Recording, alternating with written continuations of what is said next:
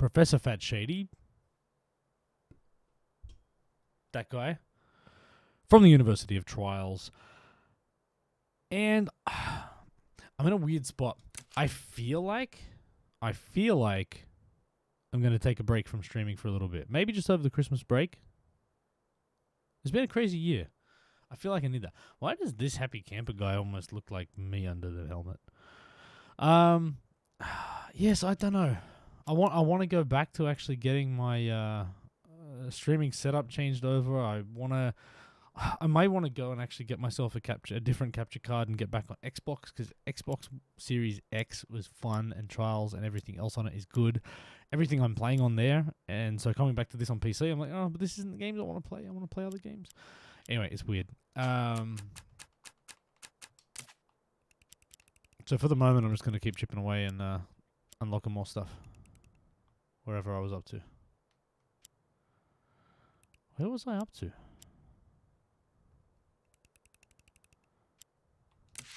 Maybe? I don't know. Let's just play and have some fun. So yeah, we'll see. Time shall tell.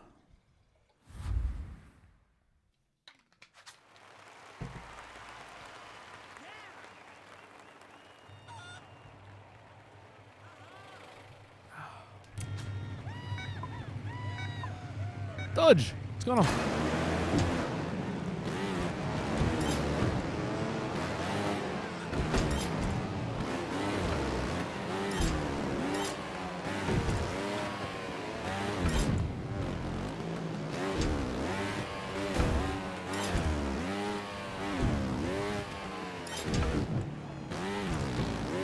That felt fast.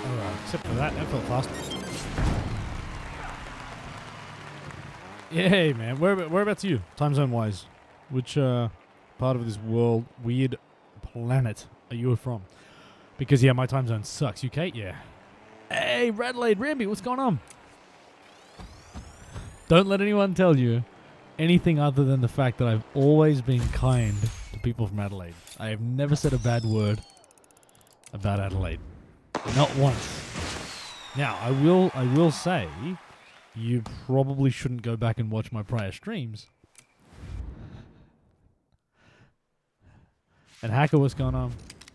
But dude, a couple of newbies here, man. I'm excited. It's weird. I was just sort of saying in the intro.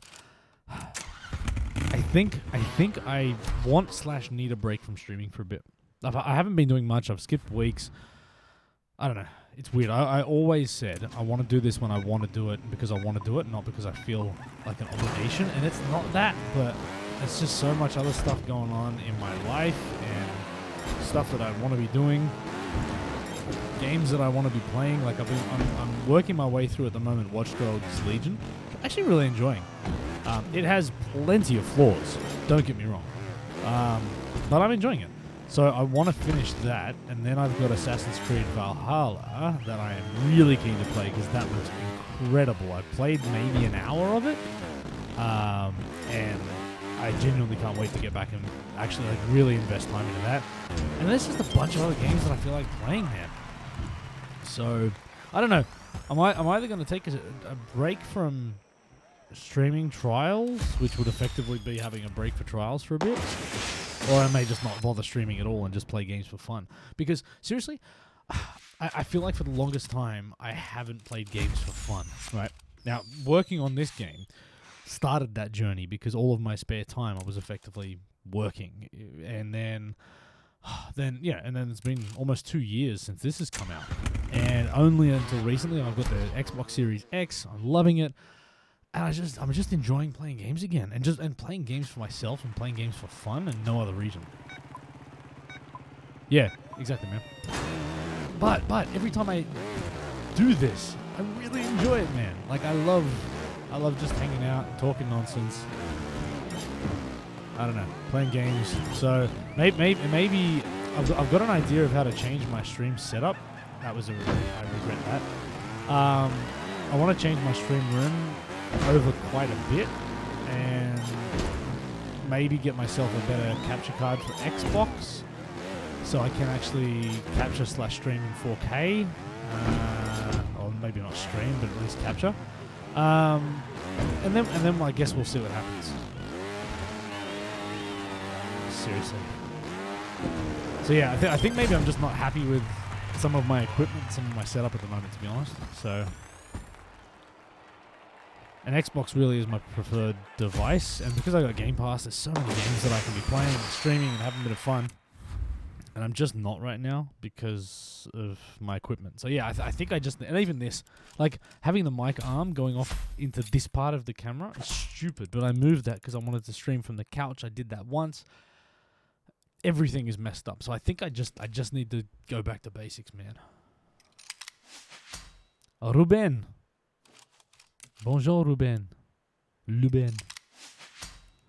Has anyone here seen a long game Polly? Ruben.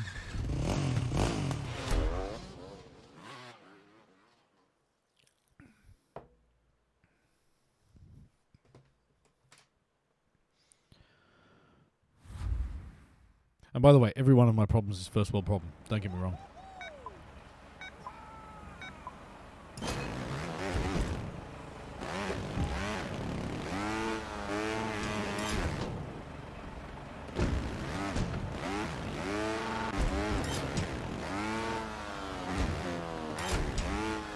This is a horrible, horrible track. Just looking at some of these angles. Damn it. And like, how easy it is to hit. And like things like that, like overhangs.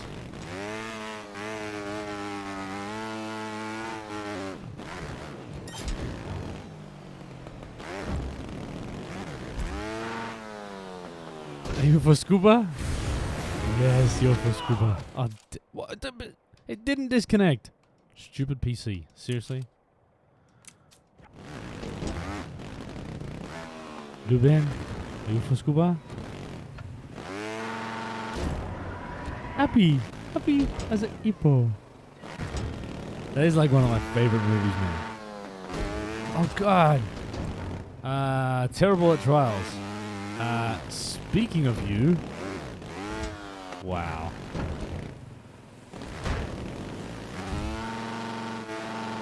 I don't like this track at all. There's nothing fun about that driving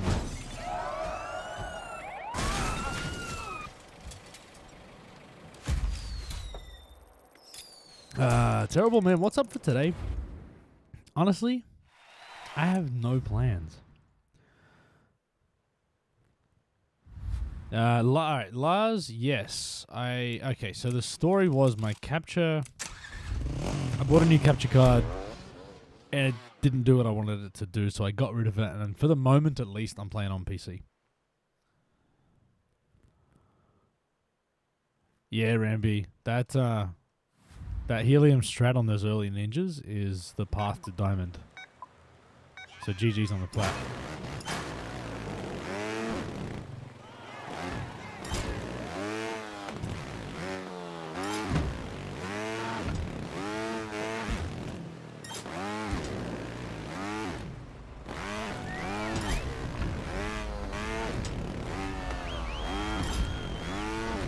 Like a reimagined Out of the Pit, and that track, man, pretty sure it was Murdoch that ran it first and like zeroed it at like a demo games convention thing. I remember being in awe.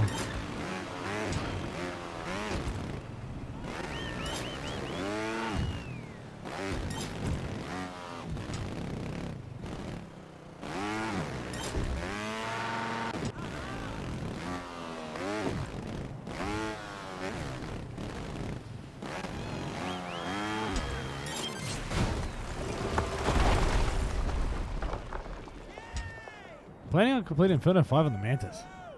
Yeah, man, you should. Dude, that climb isn't bad. I don't remember that.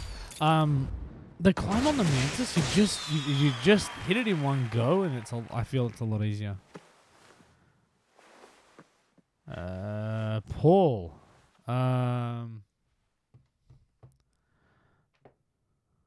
I don't know.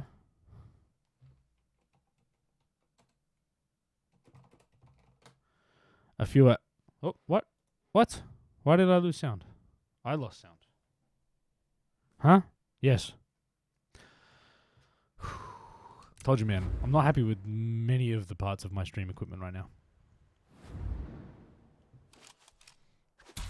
But yeah, Paul, see you soon.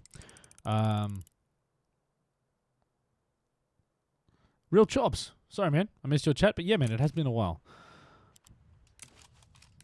It has been a while.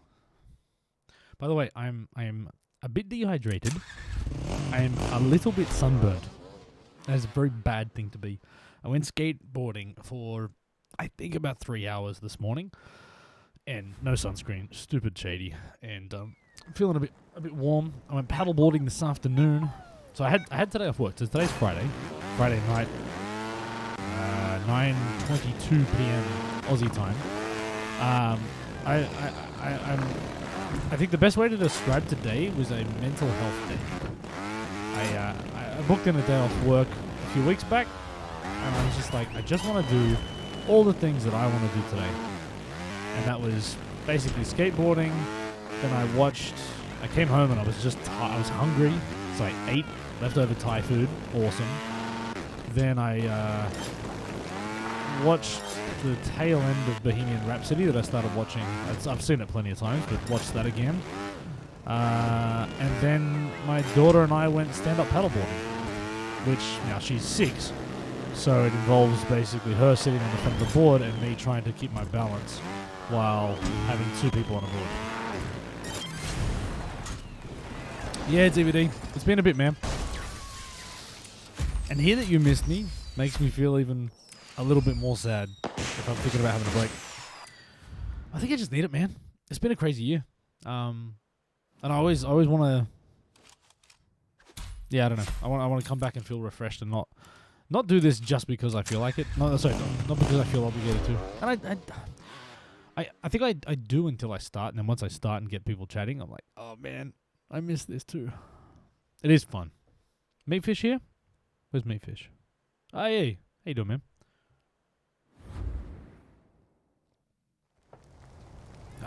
Wash.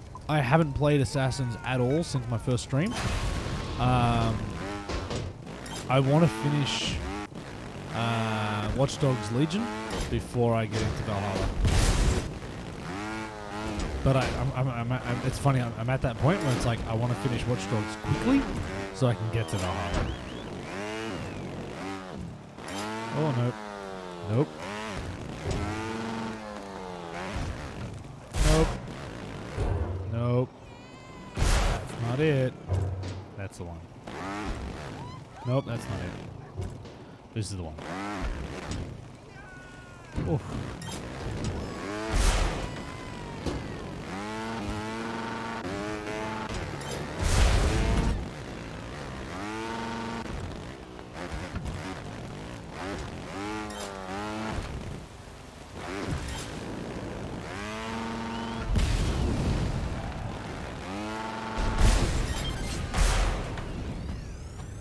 Yeah, I think so, man. Dodge? I think so. Damon, what's going on? Good to have you back.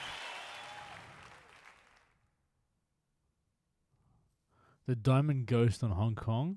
Yeah. Is Murdoch? Yeah. Yeah. There's some people, man, that you just have to acknowledge that they're just better than you. DVD. Alright, so here's my story on next gen, which is now current gen, which is still weird. Series X is awesome. I love every second of it. It's been amazing. I got the Series X and the Series S because I used to have 3 Xbox Ones. One in my kid's room that was like my day one edition that no one ever played. One in my room on a 4K TV that I wanted to. That's where the Series X went. And then I've got a home theater, 110-inch screen, awesome surround sound, the whole works. And I always had another Xbox sitting in there. We play with the kids, gaming, whatever. But really, my kids don't game that much. I mean, saying that, my son's a PlayStation 4 dude. So it kind of, I just had it in my head that I wanted to get the Series S because it was a digital only. I get Game Pass, so instantly I've got 100 200 games available. And I was just like, you know what, that's so much. If I want to sit down and game or do whatever, I'll play in that room. So because of all my trade-ins, I think I paid $500 for both, like $500 cash and traded in my consoles. And I got both things. So I'm like, that's such a good deal. Great. But now, I'll be honest, I'm regretting it a little bit, getting the Series S. Not because it's a bad piece of kit. I think it's a fantastic device. But, I would have probably always got one eventually.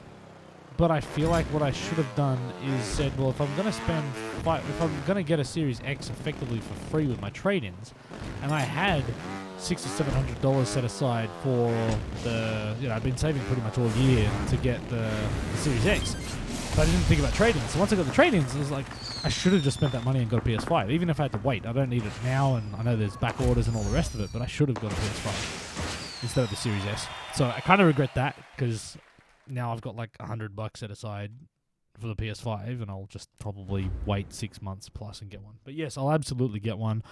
PlayStations, and I'm an Xbox fanboy, but PlayStations just have the better. They have the better exclusives, and they have the better story-based exclusives.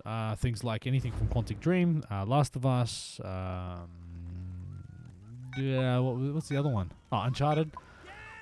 I like those, and I know there's plenty of others that people are really big fans of, which I'm not. But even those ones are enough. Like Heavy Rain from Quantic Dream was the game that I bought that game before I bought on PS3.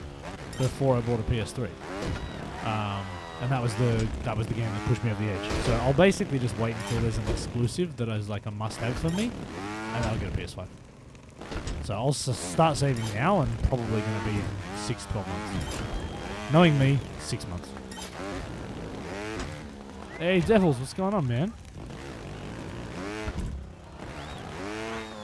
Yeah, no, I think for my PS5, and that's what I've actually been thinking, because I've got, like I said, $100 that I had left over from all this stuff I've been saving up for. So I may even just put that down on the PS5 pre-order, and then just and just get it whenever. So if that comes in 3 months, I'll just take it. So, but yeah, the difficulty for me is the PS5. They don't do backwards compatibility. Well, actually, no, they do backwards compatibility, but they don't do all of the like Xbox is just such good value when you've got Game Pass when it uses. So I've instantly, like as soon as I got the 2 new consoles, I then had 5 controllers. I have all the battery packs. I have a media remote for my media room. Like everything just works, and hundreds of games. So it's hard for me to go to a PS5 where I'm going to spend a ton of money, and then the games are expensive, and still have to keep buying games. And I need to wait until it's really worth it.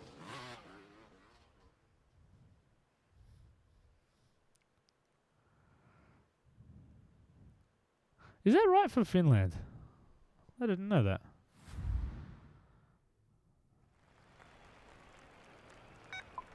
Hey, Jamie, what's going on? And Badger, how you doing, buddy? Long time no see.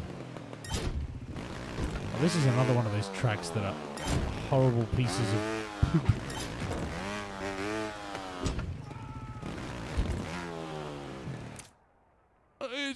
Itchy eyelash. My eyelash wasn't itchy, but one of my eyelashes fell out and was poking me in the eyeball.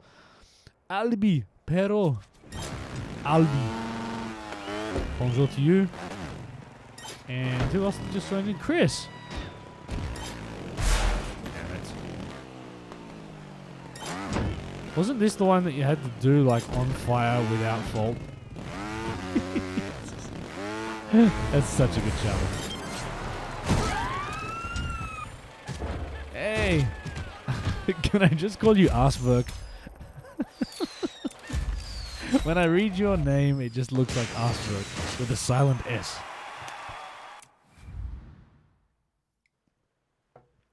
So that's what we're rolling with.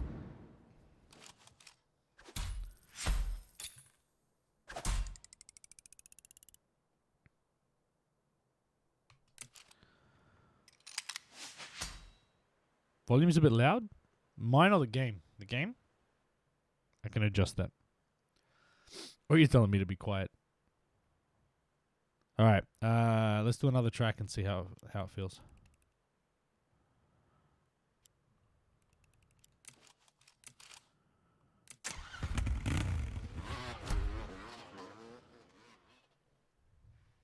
Yeah. Do you know what though, Meat Fish? And look, man, I got a ton of respect for Drew Brees. But Contavious Street, who was the guy that did the hit, I think he's number 95, was not even fined by the league, which to me suggests it shouldn't have even been a penalty. He landed on the side. It was a clean hit. He didn't put body weight. I feel horrible. Like anybody, and I don't care how old you are, how good you are, how bad you are, it doesn't matter. You make it to the NFL, you're already top 1% of the top 1% of athletes in the world. And I never wish ill will and harm on anybody. So they deserve all the money that they earn because they're putting their bodies on the line purely for our entertainment. And I hate seeing people, especially Hall of Fame legends, being injured. I hope it doesn't end his career, but dude's 41, so who knows.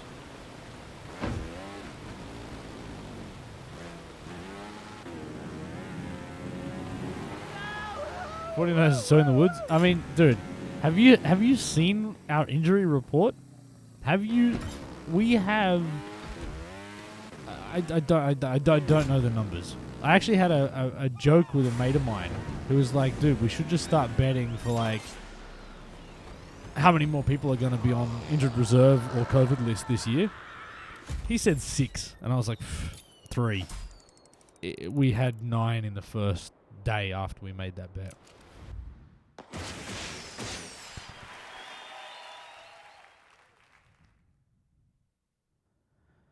Yeah, mate, Fish, agree with you, man.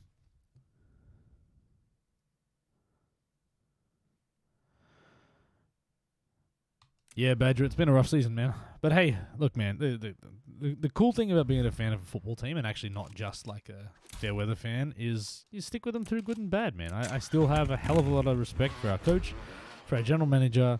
Yeah, a lot of positives on the team, and unfortunately, we've just not been a durable team. And when we're healthy, we are Super Bowl contenders. When we're not, we are what we are. And I mean, this is historically injured. All right, this is like 30 plus people that we started the season with have ended up on injured reserve, maybe more.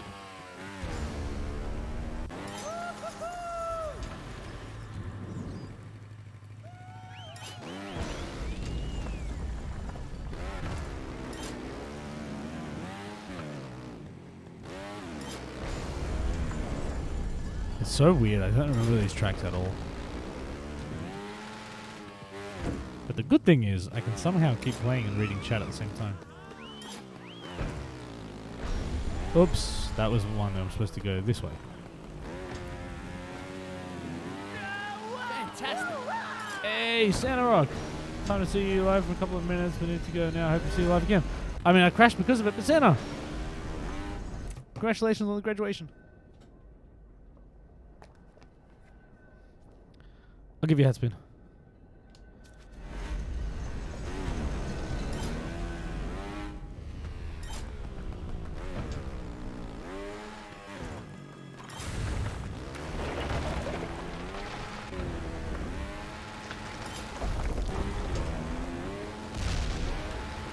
Hey, Badger, you still here? Oops. Almost. Alright. Did I ever tell you the fact that I hid something in the game and no one knows about it?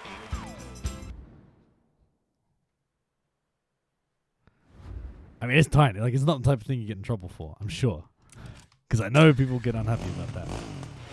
It's totally a cool thing. It's totally fine. Like, I'm confident I won't get in trouble. But it's just something sneaky. Just something sneaky, something personal. I'm teasing it occasionally because I made a video. So basically, I think September 2018, October maybe, when I was finishing up my work. No, I'm not hoping people find. I mean, nobody will find it because it's not one of those type of things. And it's one of those things that I think when you see it, you'll just be like, "Ah, that's nice," but nothing more. Like, it's not a secret. It's not an Easter egg. It's not a auntie level. Nothing.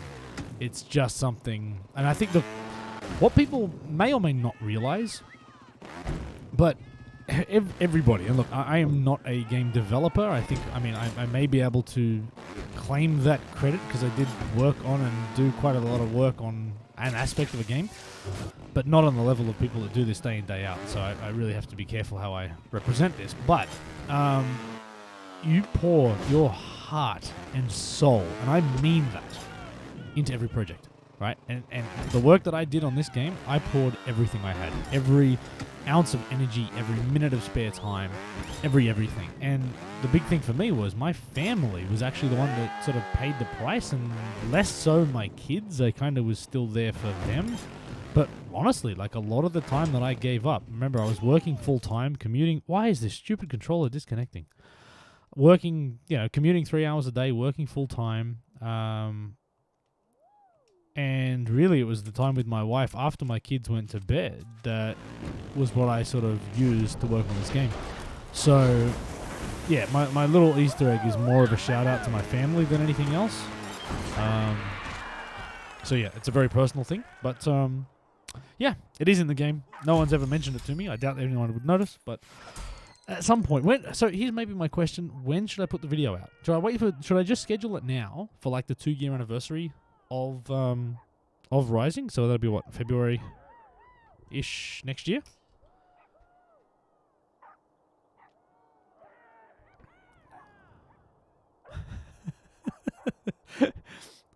Badger, I do like your suggestion. Actually, did you end up seeing the video I made with Martin? 7. You saw that one? Yeah. That was funny because it was a complete waste of time. So yeah, so if I had the chance to hide like a proper Easter egg, that's the type of thing I wanted to hide. So this is nothing like that. If there is new trials for Xbox Series X, I'm assuming you're saying, and you get the opportunity to help them with it, would you take it? Of course. I mean, of course, man. Like, this is a lifelong passion of mine. I mean, Trials has become, and this is the thing, man. I'm just a random fan from Australia who is now part of Trials lore and would have given anything. I mean, to see my name in the credits of a game was like one of the highlights of anything I've done. To go in 2012 to meet the team that made this game was one of the highlights, and I've just had more and more. This game has genuinely changed my life. I've traveled the world because of this game. I will do anything for it. If I'm ever asked, if I ever get the opportunity, I will go out of my way and pour even more of myself into it, no question. In saying that, I am also acutely aware of the fact that these opportunities don't always come around. You know? So, yeah, take them when you get them. And that's my a little bit of a life lesson. Play the hand you're dealt, but play it well, right? Take every opportunity and put, like I'll tell you, where the Uni trial started from. Ubisoft Australia had a few $100s. It was literally a few $100s in budget. They wanted to make some local Aussie content. They knew that I was close with the devs and said, hey, do you reckon you can make some videos for us? No anything, just, will you make some videos? And I was like, yep, sweet. And all they wanted was just, they would have been happy with just a couple of videos with an Aussie dude talking about it, just doing my thing. I decided to create University of Trials. I decided to make a logo, a channel, to pitch an idea, to teach myself green screens, to get microphone equipment, to do just everything. Like, I overproduced the hell out of this content. But I did that because, again, I had an opportunity and I saw it as a way to build something and, potentially get more work out of it. And look what it's done. So there's my little life lesson is, if you ever get an opportunity, and even if it's a small window, you make it as big as you want.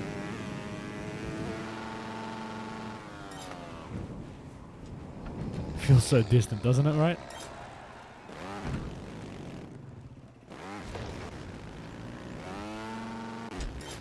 Yeah, so much has happened since then, man.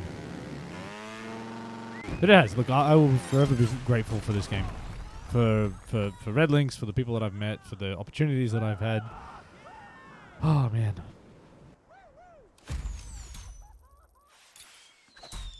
Hard work, follow your passion. Oh, I got plats. Accidental plats, best. Hey, Dempter Hemp. What's going on? General Beam. What's up?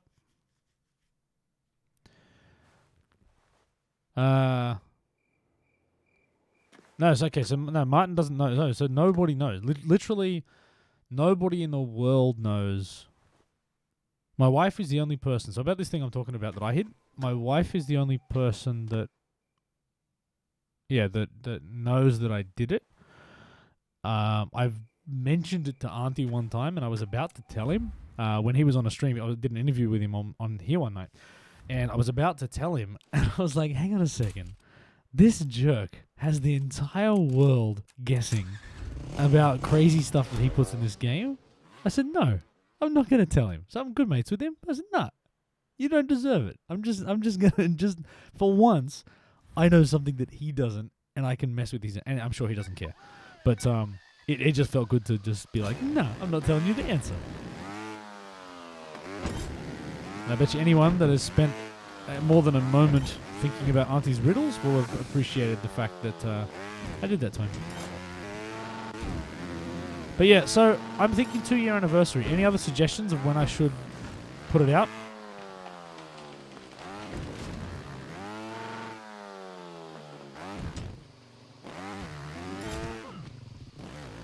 Ooh, if you were to do a new tutorial for Future Trials game, would you do it differently from the Rising tutorial? I have given that a lot of thought. It's interesting. What I pitched and what we did was not what I pitched. I had a completely different idea of how I thought we'd do it. Sorry, not true. My first concept that I pitched before I went over there, and then I got to go and work for a week back in December 2016. And there you. Congratulations on the graduation. Have a hat spin. So I got the opportunity to spend a week with the team, and after the week, we refined the concept, we brainstormed, we had sessions, we had discussions, whatever, and then we pitched what basically we made. Loosely, but yeah, that sort of concept. So would I do it differently? It would come back down to budget, man, because I think there's definitely ways I could do it better. And to me, better would be more integration with the tracks, but that's then a lot more volume. And so yeah, that's the way I'd probably look to do it, is to sort of I'm a big fan of just-in-time learning in tutorials. So the idea of how these tracks are unlocked was supposed to be just in time, in the sense that it unlocks at the rough point when you need to learn those skills. So far. But I'd like to... All right, shut up. Then. See if you can do it without me. I can. So I'd probably like to do a little bit more embedded within the tracks as opposed to separate from the tracks. And outside of that, I'd just make the tracks more more dynamic. These are, the tracks look like this. Largely, it works really well, but the tracks look like this because I'm not a level designer. I don't know how to use the editor, and these were the driving lines that I could create by myself with no help. So you'll see they're mostly just flat objects, and I built these in like in the sky, saved the driving lines, and then someone came over the top and decorated them. Right? So I'd love to, if nothing else, what I'd love to do is have a really creative level builder that I could work with and collaborate with on the design of the track. So the bunny hop one is a classic example that what it should have been is a skill game where the gap gets increasingly bigger. What I did was put a whole bunch of planks together. This type of thing, same type of deal. We could easily have made this with some really fancy logic and dynamic and moving parts. So I don't know if I'd change the information in the lessons too much. There's a few things I missed. But the level design, I'd love to. But again, it comes back down to cost. You've got to pay for voice, you've got to pay for script, you've got to pay for level design, and then you've got to pay for video editing and all the other stuff. And the more complex you make it, the fancier you make it, the more it costs. So it's with any project, and I think sometimes too people forget that video games are businesses with budgets and projects and scope, and sometimes that means decisions get made that yes, if all of those things were unlimited, of course you could make something better, but they're not. Fantastic! You got an A+ and you're done with this technique. Teeny boy, what's going on? Why can't I play this on my Babe Station 5? Actually, can you not play on 5? See, backwards compatibility, man. I'm Xbox through and through, and I got rid of all my Xbox Ones because the Xbox Series X is an Xbox One. Like, it does it all. Yeah.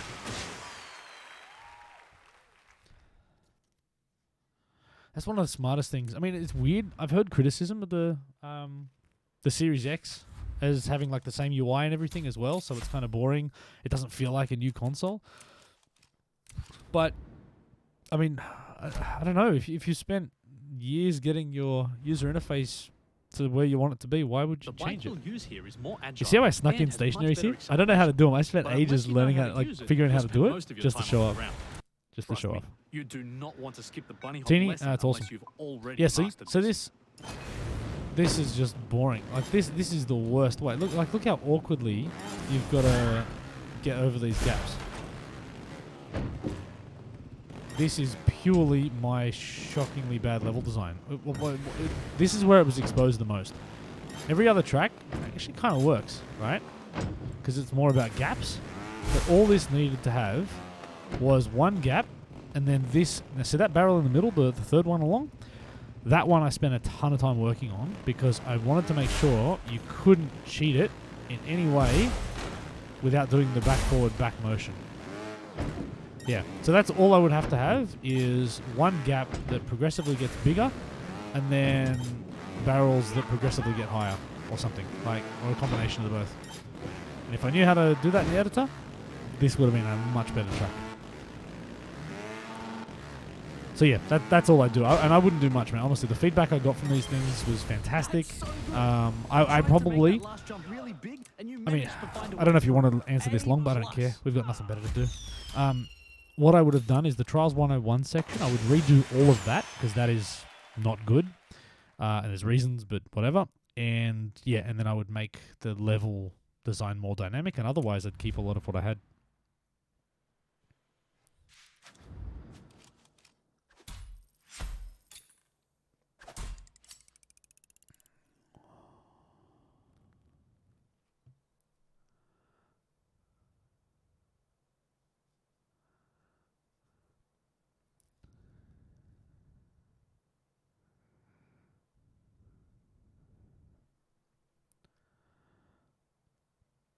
Uncle Mount, I have it on PS4, but I can't play on PS5 for some reason. So, what was the deal with PS5's backwards compatibility? Did they... Actually, I just realized I don't have A+.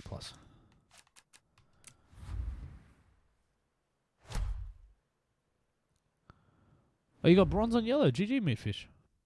This is the final? Ah, so you don't need any help from the professor, huh? All right, let's see what you can do.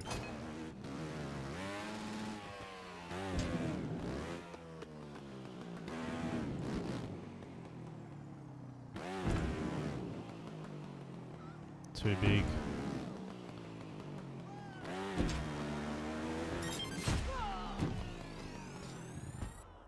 Easy.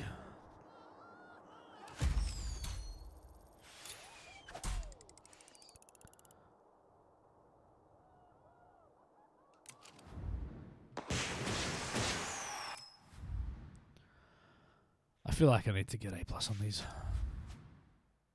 I like that. Hey, terrorizer. You see how? Welcome to the University of Trials. You see how I said terrorizer? So far, that's fine if you want to skip this. I just want new players to understand the basics before moving on.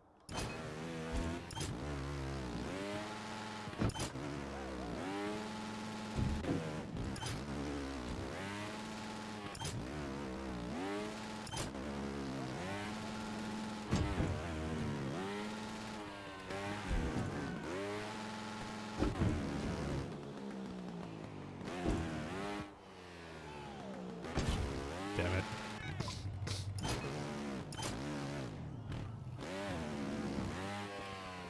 I think that's the way I designed it, actually. Or at least the way time is designed. Yeah, it is.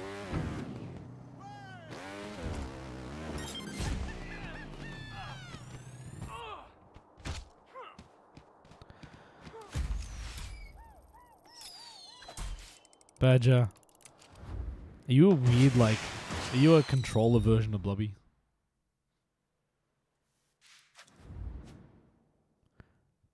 Ramby? Why not? Why haven't you got the achievement?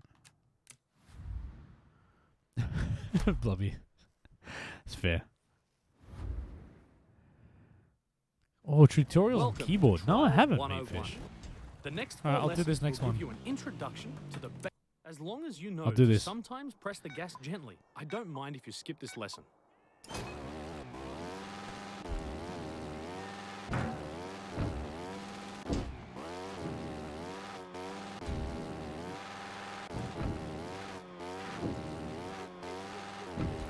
That's a challenge, man.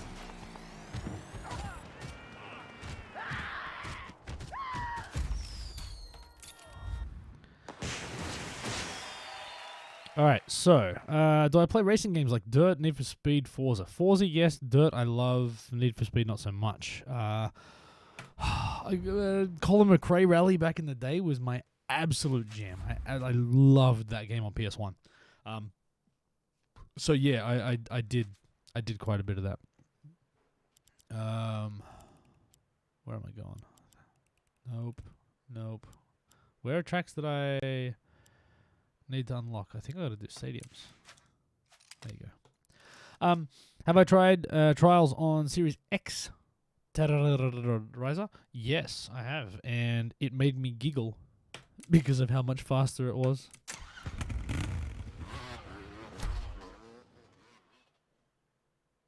Yeah, Colin McRae on PS1, just like with remember they had no analog sticks, so you're pressing with the D-pad effectively, and you had triggers, but I'm pretty sure they were digital triggers. Yeah, my first rally game.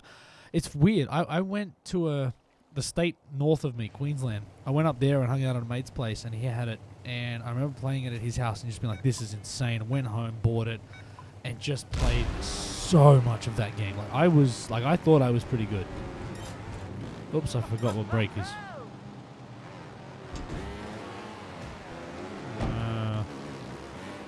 Oh, position 4. Why do you make me do this on keyboard?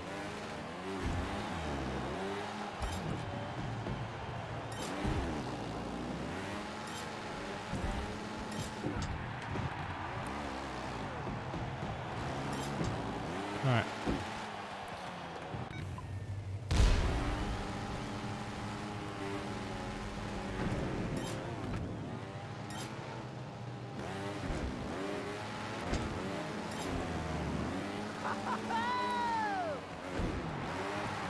No, I'll be honest, I haven't tried Greenbelt on Series X, and I hate that track so much, I refuse to.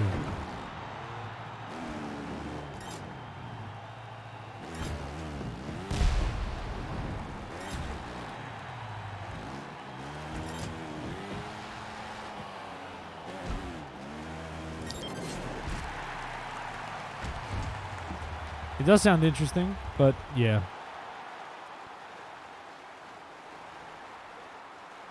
Alright, later, Badger.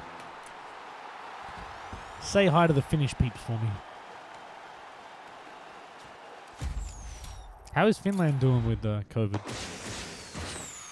That's a question. Are there any other Finns in the room? I'll let Badger go, but I hope it's well, but I haven't been keeping up to date with the rest of the world.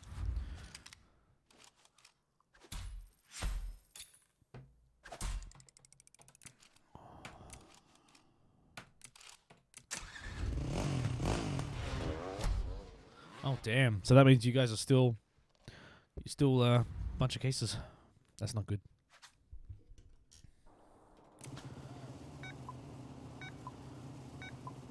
Really? Wow.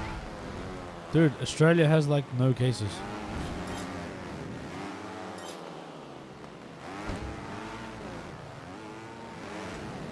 I mean, island nation and all that, but good luck, good planning, bit of both. Who knows? But I tell you, I'm feeling, you know, yeah, I'm feeling like I'm in one of the best places in the world right now. Oh, come on. What have I got to do? Position 2. Why am I doing this on keyboard? You don't want to really see this, I'm sure.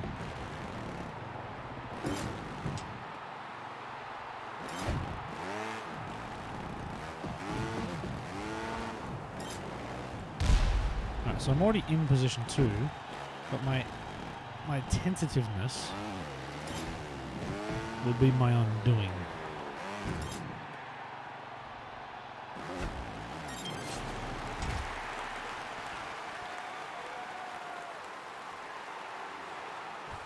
Yes, I mean, yeah, that's fair. We do have one of the best barriers in the world, which is like half a globe and an ocean.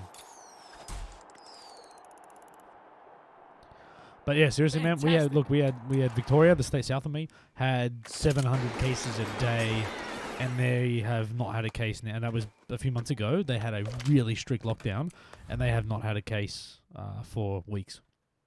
So just look, yeah, I don't know. Do what you can do. Did I miss something? Meat fish. Congratulations on the graduation.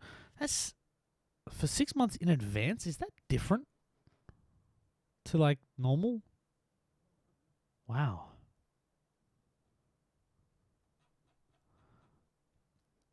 Congratulations. You like just spins for days.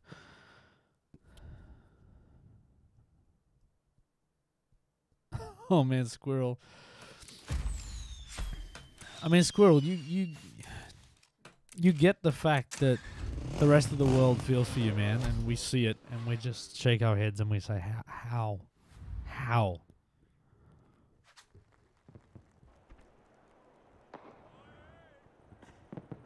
Ooh, Terrorizer just brought one, and you think the new trigger's better on Series X? I hate it.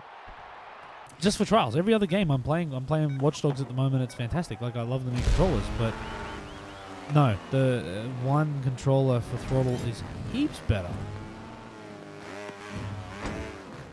What's the general sentiment among trials community? Is there, like, for Series X versus the Xbox One? Damn it! How do you flap?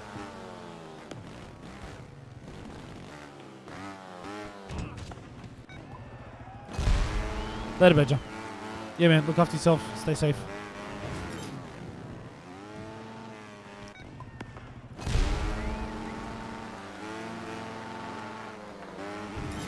Really, Halo? I'm surprised, man. I played it, and maybe it's just that adjustment period. You know, you need to just get used to the new tools, but I hated it.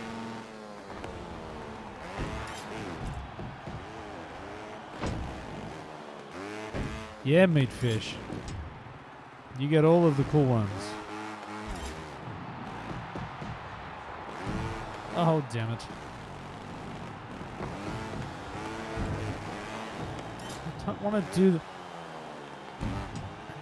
do this with the keyboard.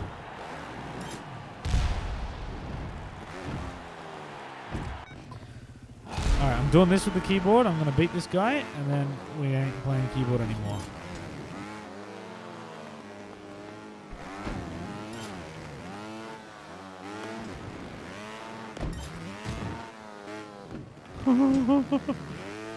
I meant that.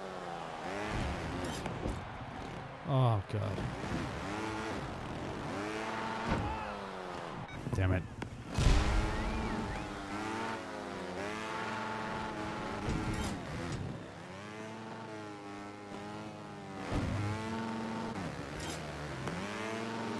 How did unlocking ninjas help you decide a new career?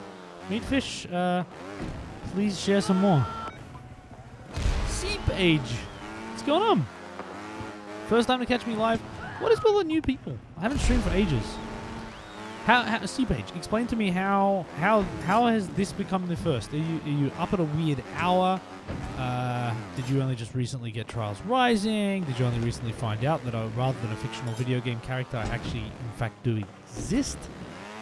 Why or how is this your first stream?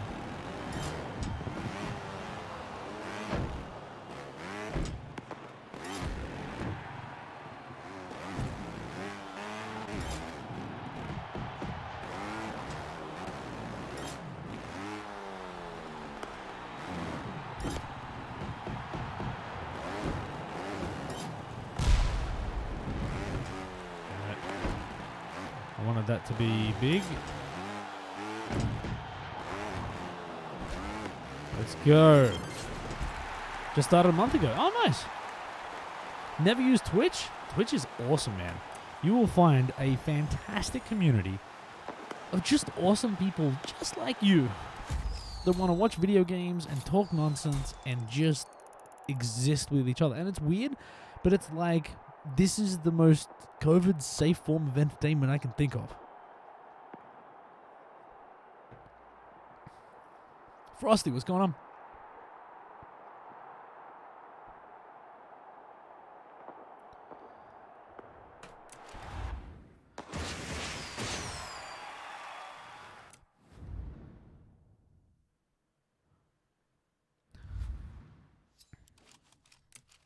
Yeah, Frosty. I think well, I'm saying this. We'll see how I feel.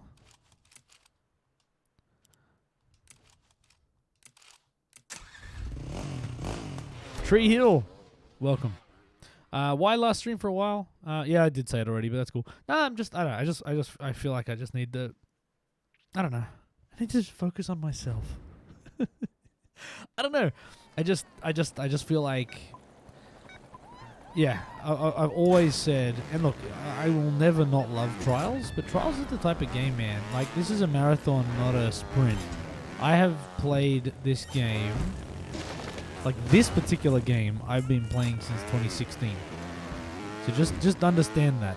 I've had Rising since 2016. And, you know, I worked on it for 2 years, streaming, whatever, for a couple of years, and now I'm just like, you know what, I want to make sure that I'm playing it because I really want to play it. And at the moment there's just so many new games I want to invest time. I've been playing, oh god, I hate that. I'm investing time in Watch Dogs Legion, Assassin's Creed Valhalla, and it's weird, like I can stream those if I wanted to, but it never feels the same as this. I don't know if I'm just not like I think because I'm trying to pay attention to a story and trying to learn new game mechanics, I can't keep the chatter going as effortlessly. Whereas here, I'm barely paying attention to the game and I'm just sort of reading chat and hanging out. So, oh, you're building a sauna. Oh man, that is something I wish I could have right now. I would have a sauna today. So yeah, I think I just want to play some games for fun. But equally, I don't really have a stream schedule apart from like I try and get here Friday nights. I may very well just end up streaming something else and may just I might just go, you know what, I miss it. I don't know. I'm very bad for committing to anything. So, but I've been thinking about it for a little bit. And I'm like, I think I just need to just be like, you know what, I need to just chill for a little bit.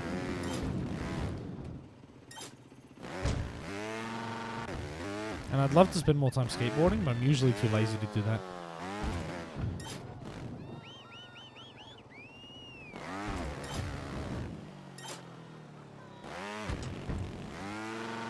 I don't have an objective here, do I? I'm just trying to get a medal.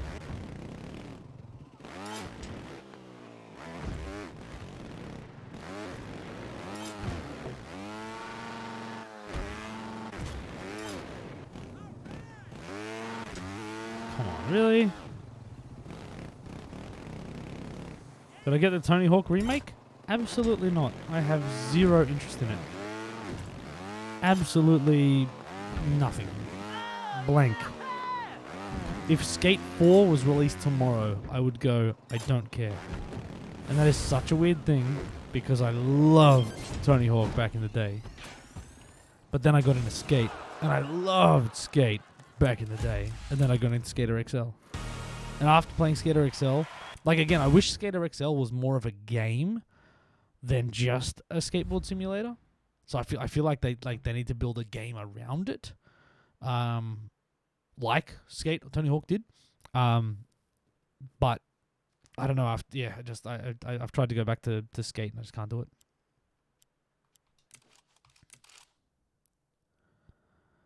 Yeah, Skate innovated massively, and that's what I mean. To me, Skater XL was the next iteration again.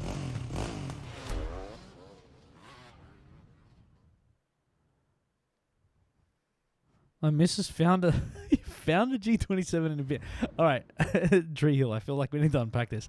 What is your missus doing, rummaging around in garbage bins, looking for gaming hardware? I mean, like, credit to her for finding it, but how did that story start? See, oh yeah, just my missus is always in bins. Like, it's like she's been looking in garbage bins for the last 7 years. And today was the day. She's like, man, one day I'm going to find a G27 steering wheel. So you got to be in it to win it. So I'm just going to keep looking until it happens.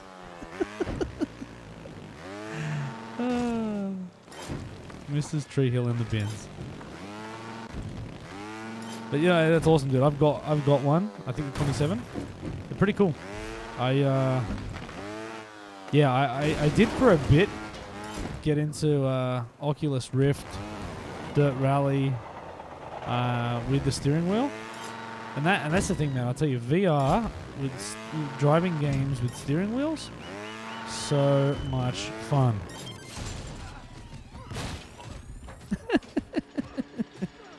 Imagine I liked wheel, but they're one of those things, the hundreds of pounds. Was try for actually try it. Yesterday, she sent a picture of the wheel in the bin. All right. I mean, yeah, you gotta try it, right? Hey, so was it like a garbage bin selfie or just a picture of the bin? Because if it was like a garbage bin selfie, I kind of want to see it. I want her to be like super stoked, to be like, just a pic of the bin. All right. Hey, one thing I'll suggest. And I think I've got a G27. I could be right. It's definitely one of those sort of series. I don't know if it was 29 or... I can't remember. I think it's the older one. The brake pedal was super heavy. Like, I got to a point with dirt where I was literally like up out of my seat putting my entire body weight. I'm no small human, and I had to put my entire body weight on the pedal to get the brake. Stiff. All right. I know how to fix it, T-Hill. I know how to fix it. You're going to have to hack your pedals. But literally... what you do, right? And I looked this up, and it was a game changer for me. You open up the back, a couple of screwdriver or whatever, open up the back plate, get inside the back of the brake pedals, look at a tutorial, and you figure it out. There is a piece of rubber that's like 1 inch long, like a little rectangular prism of just like a firm rubber that they've put inside the spring mechanism for the back of the brake, just the brake. And it makes it hard AF, as you say. You just take this piece of rubber, throw it in the garbage bin, put it all back together, and it works great. And now your brake and accelerator have got the same resistance, and it feels amazing. So go and do that. I guarantee it's the same thing I had. It took me ages to figure this out, and I was furious with it. And once I did this, I was like, it was awesome. And I for the life of me, I don't get why they felt that just putting a hunk of rubber to mess up with the spring. Just put a firmer spring. Like, made me so angry. Yeah, seriously. I mean, look it up and make sure that I'm not just making nonsense up. But you got this awesome new wheel, and then, well, awesome bin wheel, and then you ruin it because you followed Shady's instructions. Did you have the garbage bin edition as well? No, but I feel like there needs to be a little garbage bin like engraved on the side of it now. Greek Panther. Everyone say shout out to Panther, like Terrible did. Now, actually, is there any Aussie NRL fans in chat? Let me ask that firstly. And ideally, an Aussie NRL fan that is also somewhat familiar with NFL.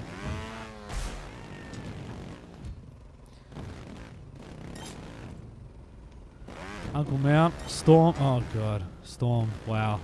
All right, this is gonna get awkward.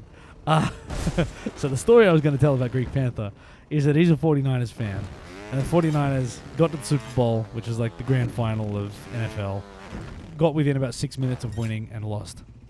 And then he's a Penrith Panthers fan, which, if I recall correctly, basically did the same thing in the NRL grand final. So let's just say that Greek Panther has had a rough 12 months.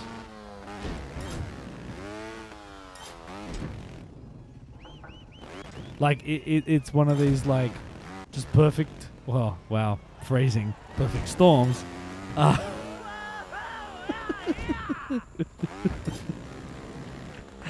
made it funny. Oh. So, Panther, did you have a think about that discussion we had last week, or this week? Squirrel wants a VR helmet in the bin. Well, hopefully it's not an Oculus Rift, because I think that it's within 2 years when they start implementing the mandatory Facebook logins and stuff. There's a possibility mine ends up in the bin. I don't know yet.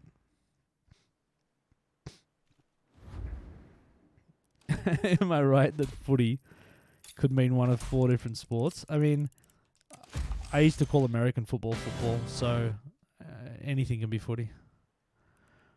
My logic processor in my brain tells me that footy is soccer, or football is soccer, because you put your foot on the ball, right?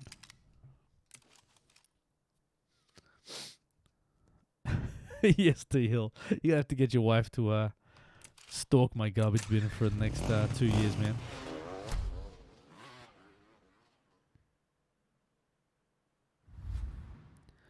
Oh, Devils, you're a bloody Queenslander as well? God, I hate you so much. I didn't even think about that. Oh, yeah, Panther. Were you a Blues supporter as well?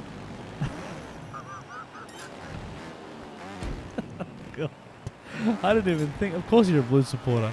I didn't even think about that.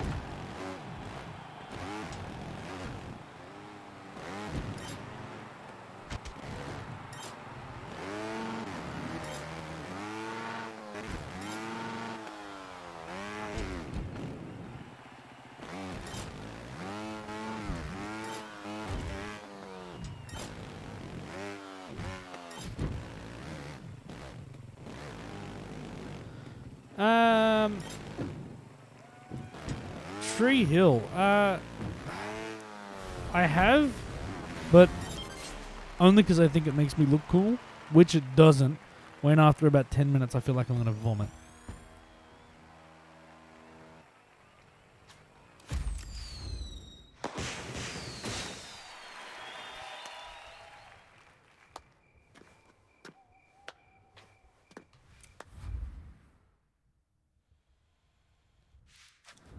Oh, it's horrible. Horrible. No, it was fun having a beverage fueled evening out, and they would come out at some point and be awesome for about 5 minutes. Who does that? Yeah. Actually, I didn't think about that. Like, at least with a cigarette. Yeah, by the way, kids, don't smoke. It is disgusting. It is absolutely disgusting. You smell disgusting. You don't think you stink, but you stink. Anyone in here that smokes, you know that, and you know it's bad, but, you know, you're past the point of no return, or at least close to that. So, don't smoke. Where was I going with this story? I don't know. I think it was just a public service announcement. Don't smoke. But yeah, like, at least with, like, yeah, cigarette smoking, you go outside for 5 minutes and you're back inside. Cigars a whole nother story. I will say, I actually am the guy, as a non-smoker, will go outside with the smokers to hang out with them. Oddly enough, for fresh air.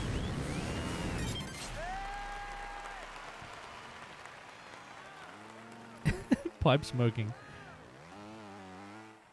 Melbourne are about to ban all smoking and vaping in public. Good. Don't care.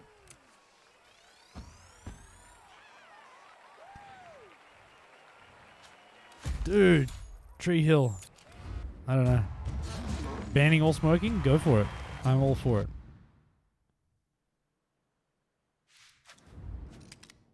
Or at least, like, yeah, in public, like, yeah. Yeah, I don't know. It's weird.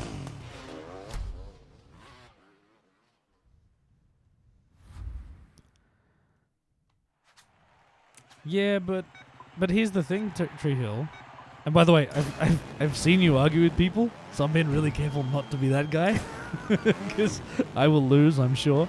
But I mean, you say you're a grown man. You know, you don't need the government looking after you. But when you inevitably get ill, the government will look after you. So I don't have a problem with them preempting that and going, all the science in the world says that if we do this, we're going to have to look after less people in the healthcare system. So, common sense? I don't know, like, yeah, that's if I'm a government health person, that's the way I look at it. It's going to piss off a lot of people, sure. 100%.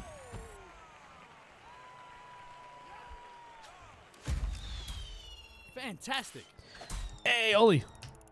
Congratulations on the graduation. I've still got the hat on, but you got to spin.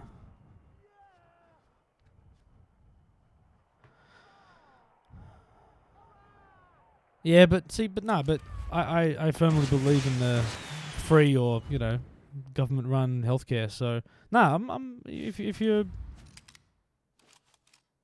smokers' lives matter. Oh man, I don't want to do this. Have I unlocked more stuff? How do I unlock more stuff? What am I missing? Is it just stadiums? I think so.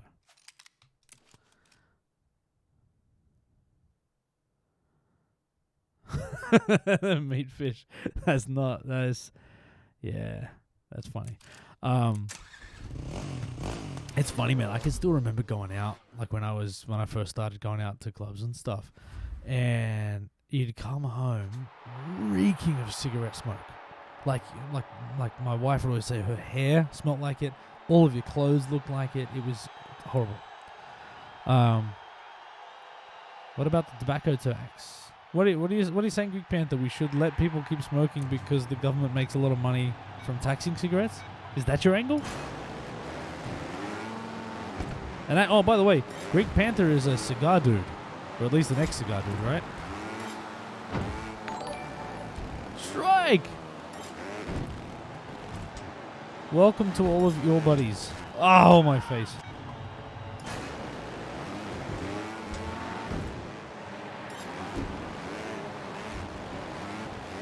Strike, I'm really well, man. I'm better that you brought friends. We needed some friends. I don't remember this track at all. All I know is that it feels like a really awkward driving line.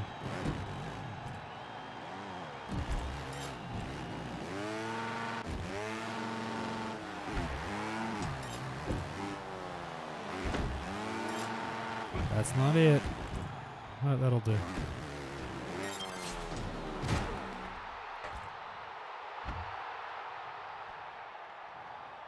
Yeah, giraffe.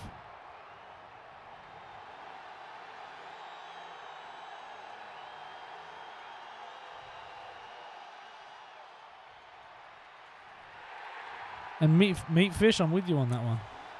It's, yeah.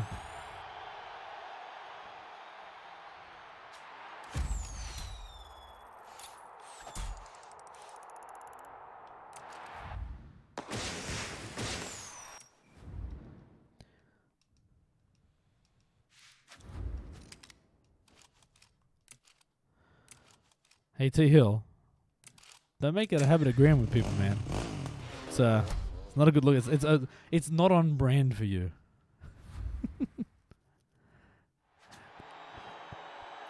All right, Paul. Yeah. Okay. So you're saying you got a 29? I think you got the.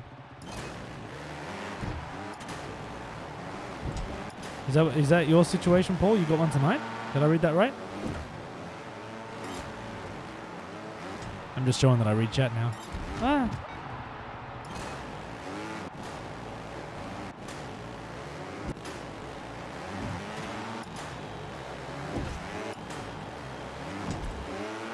Gross. But whatever.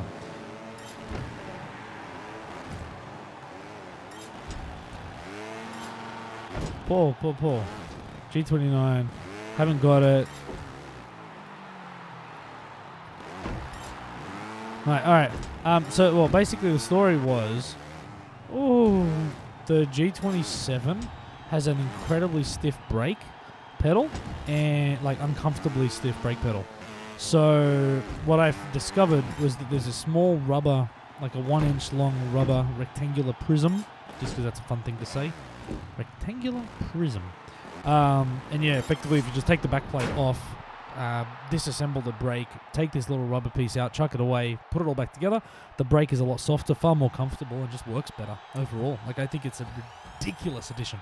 One of the worst things from a design perspective, and I don't understand it. Julie! Welcome. Congratulations on the graduation. 8. Oh my god. That is so long, Julie.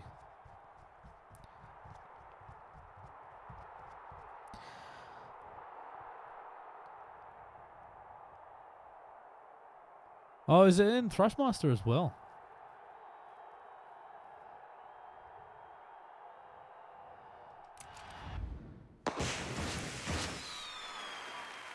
Yeah, Julie, it's been a while. Yeah, it's weird. I did the Xbox Series X stream, and I never actually uploaded that because I played so many other games. I never bothered to upload that to YouTube. So, it's been a while. But this always happens. I'm sitting here at the start of the stream. I was like, yeah, I'm not going to stream for a while. Let's just... And then, but it's fun. I'll miss it when I stop. But yeah, I think I just need to... I think I just need to be like, you know what? It's Christmas. I need to finish up work. I got a lot of stuff happening. I'm doing some study coming up. Just a couple of day course and an exam, but yeah, just a few things on my mind. I just want to get that focus done. Damn it. Good.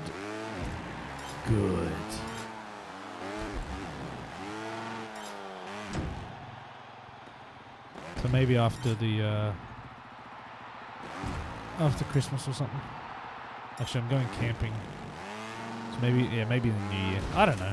I'll probably just get bored this weekend to stream again. Don't trust anything I say. Oh, that was risky.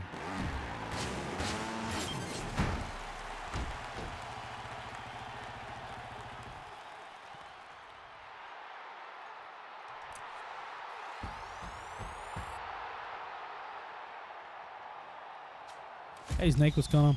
Plats, man. Easy plats.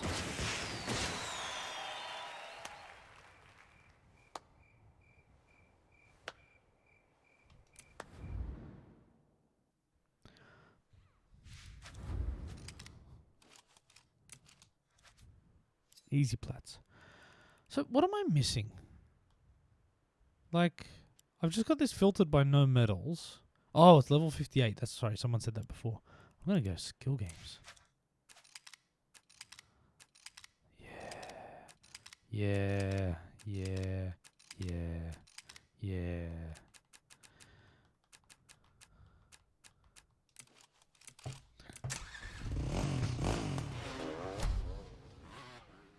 Contracts, Giraffe, I know.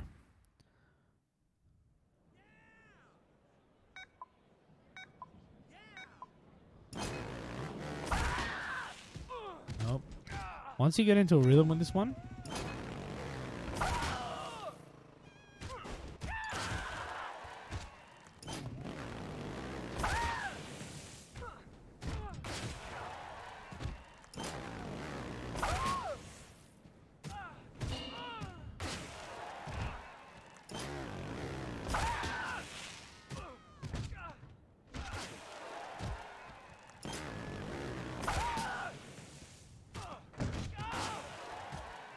So once you get into a rhythm, it's... Oh, I thought I got stuck. Damn it!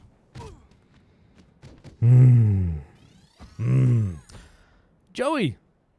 Welcome to the University of Trials. I got gold, but I got 10 easy.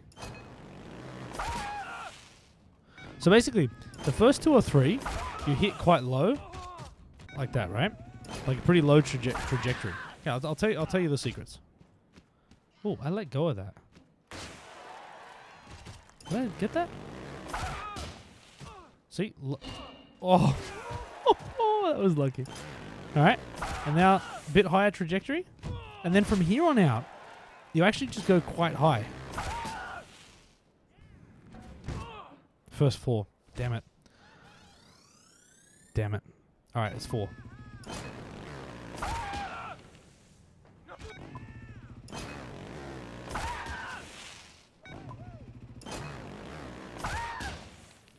Just gotta catch it. Come on.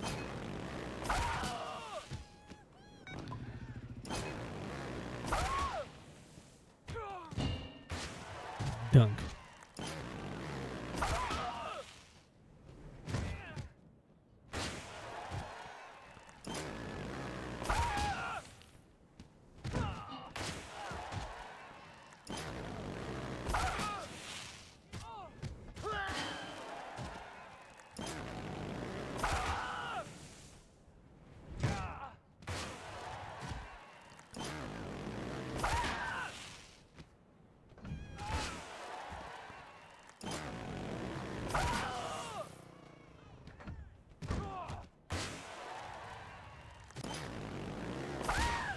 Damn it.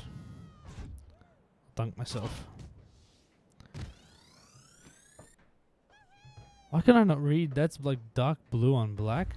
DJ, that one guy. Your first stream. Welcome, man. Good to have you here. Guten Tag, worm. Guten Tag, indeed.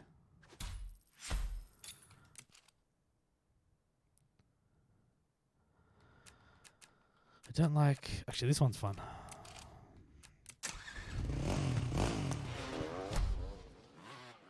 I don't think I'm allowed to talk about it because these non-disclosure agreements last forever. But this skill game was a lot better.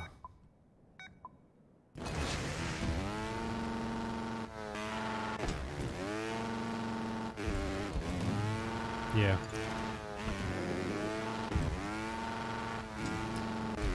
That's all I'm going to say about that.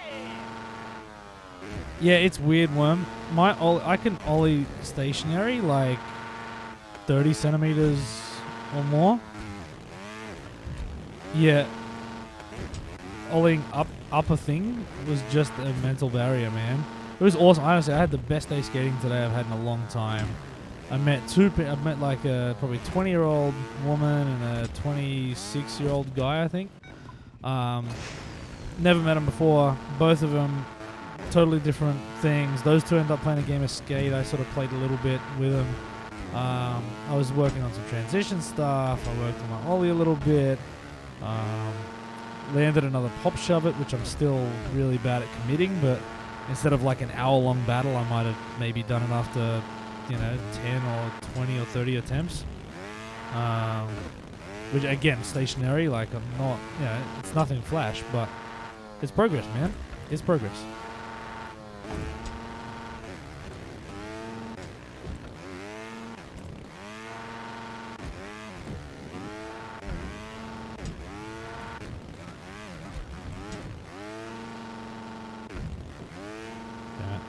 Damn it. Record for basketball's 31.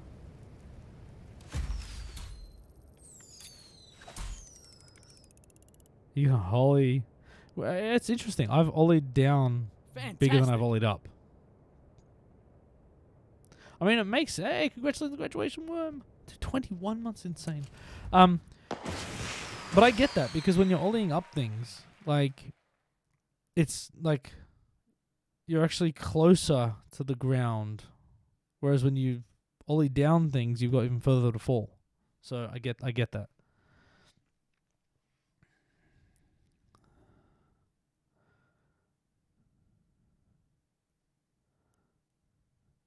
Mount, have I got diamonds? Are you asking me? Yeah. Oh, not on this account, probably.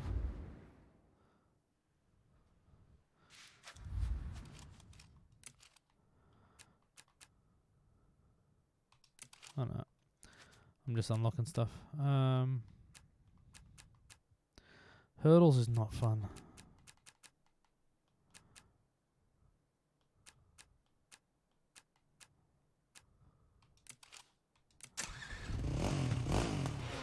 No, I don't like hurdles. I don't like Trials Wars. It took me forever to figure out how hurdles worked. This one's fun because I liked it in HD.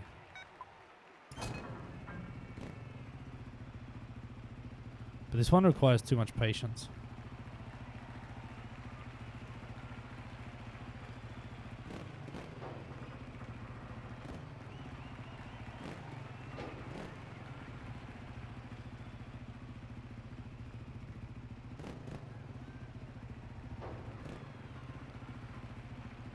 Patience and a bit of memory, actually.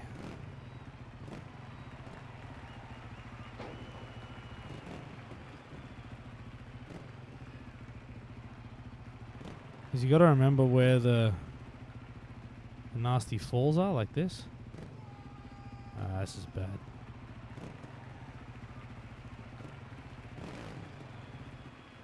Yeah, this is really bad.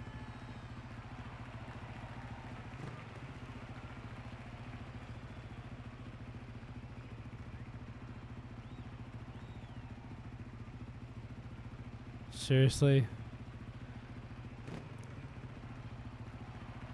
This is doing my head in, by the way, because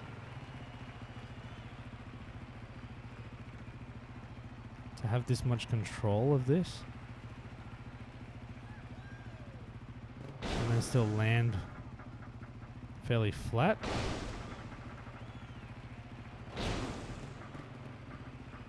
See, until I'm concentrating, because I'm not talking nonsense.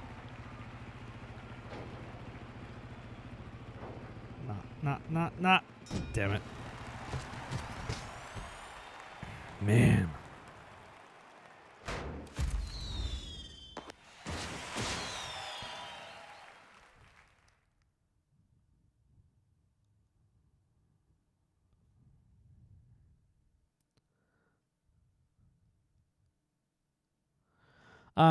Look, Meatfish, I would recommend anybody that's truly a fan of Trials should just go and play all of them just to experience them and just to understand what they were, even if it's not like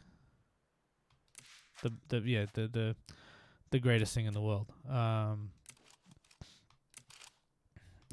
just So you should play Evo. Of course you bloody should. Stupid question. If you can get it. So is that the deal still? That on the Xbox store Evo's not available?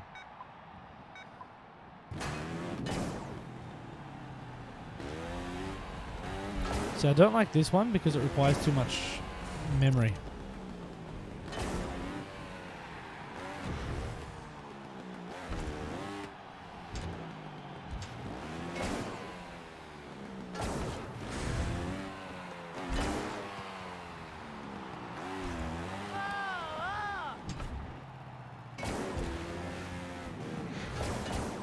Damn it. Didn't mean to get all them. Skip Blood Dragon. Yeah. Did I say play all Trials games? That is not one. Damn it. Oh. I was just about to get that. Yeah. Yeah, I mean, Blood Dragon should have been a game that was from the creators of Trials. Like, Blood Dragon from the creators of Trials. That's it. Little tiny little line. Tiny little line. That would have solved most of the problems. Right? Like that's yeah. Disappointment. Disappointment.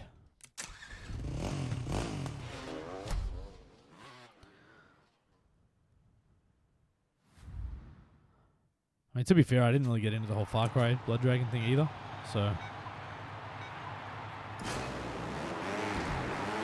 Like, it's its own beast, the Blood Dragon sort of thing. Like, I liked the concept, man. It was... Like, yeah, it was... Look, I'll say it. And I said this when I did my sort of review of it. For 2 hours of fun, it was 2 hours of fun. It was fine. Like, it was cool. It was fun. It was funny. It was quirky. The extreme levels were like the ones that are like under Slater's bed. I think it is Slater. Maybe. They were probably the most fun that I had, and that's after the main game.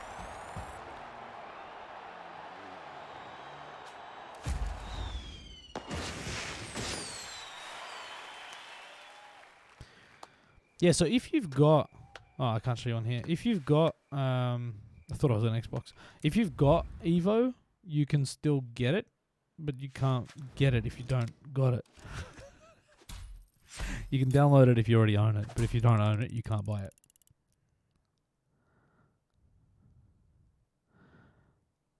Will say I'm glad I got Blood Dragon. Yeah.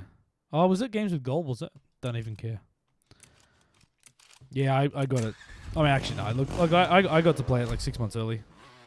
Probably 6 months early.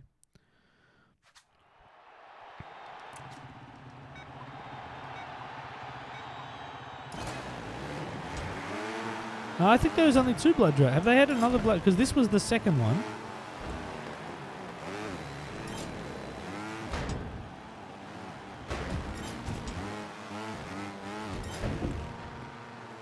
Yeah, just the 2, yeah.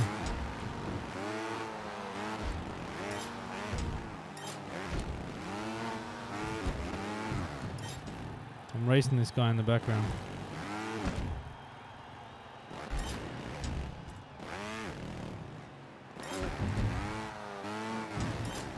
Oh, too much air, but I got him.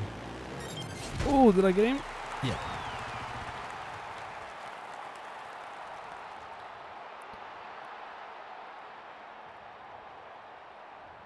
No giraffe. I'm back on the controller.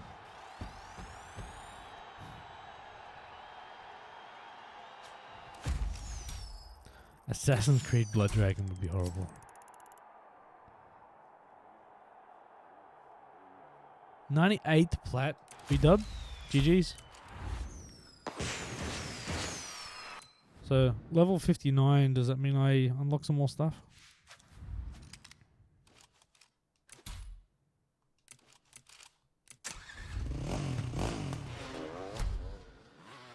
Oh, I did too much physical activity today. 3 hours of skateboarding is too much. No, it was brilliant. But I had to stop. Yeah, DVD, I've streamed it from time to time, man. One day. I had to stop because I was like riding on a ramp, just doing some like basic stuff. But my calf muscle cramped up. And I'm like, that's a bad thing when you're on a skateboard. So I'm like, nah. And once I start cramping, you're pretty much just gonna keep cramping. I think I got home. I think I'd lost about 3 kilograms of like water weight from sweat, basically.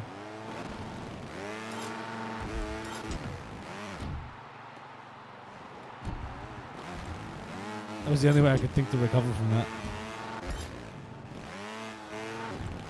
Yeah, it was hot here today, man, and I am a large human and I sweat a lot, so that happened.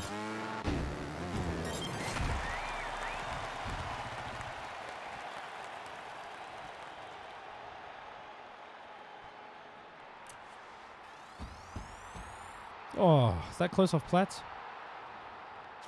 I have no interest in doing it again. Yeah, no, giraffe, it was... No, I think we're only low 30s today. But you gotta remember, low 30s when you're skateboarding. And that was early in the morning, too. What is... Oh, okay. Cool. Oh, and more.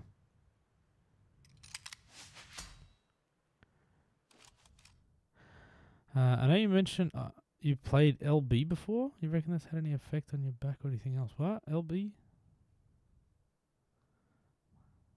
Playing OT gave me a... What? Oh, are you talking football positions? As in linebacker and offensive tackle? Is that where you're going with that, Meatfish? Wow. They're not acronyms that I was expecting. Okay. You mentioned I played linebacker before. You reckon that's had any effect on your back or anything else? Well, I mean, I have no cartilage in my knee because of football. But here's the weird thing: when I tore my meniscus, which is like the shock absorber in between your, there's two of them on top of your tibia and fibula, in between that and your femur, and I tore a bucket handle tear of my lateral meniscus. Lateral meniscus, which apparently is the one you don't do as often.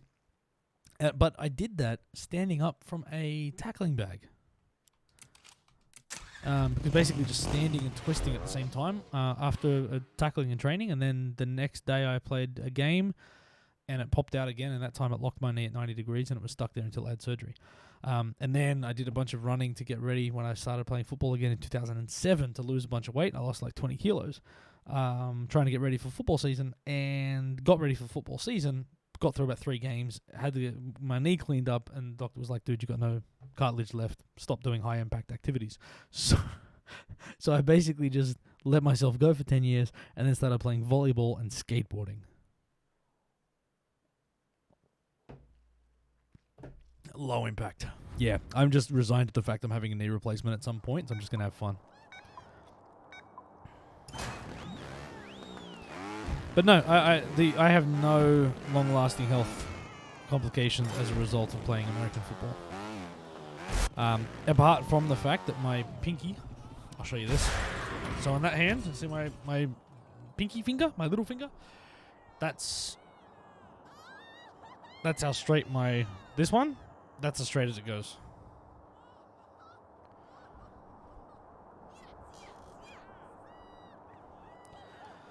I don't. I would happily do extremes. I haven't got them yet. So yeah, that finger's like that because I dislocated it again playing football on 2 separate occasions. One of them was a training drill where we were basically competing for the football, and me and another guy went up to catch the football. And the way you sort of catch an American football when they're being passed sort of straight at you, you put your hands like in front, kind of sort of like a diamond or something. So I had my hands kind of like that to catch it. But because we were competing for it, the dude came along and like pushed my arm a little bit to the side, and instead I got the tip of the ball straight on my finger and dislocated it. And then the other time I grabbed the guy's jersey as I was chasing him down, and I sort of grabbed it, turned it, and then used my body weight to sort of pull him down to the ground. And when I unraveled my hand, the bone was like poking in the wrong direction.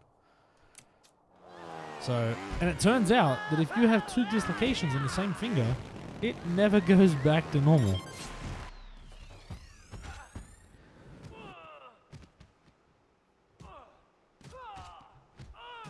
Yeah, dude, meat fish. Yeah, I refer to them as linebacker fingers, but I know linemen are even worse.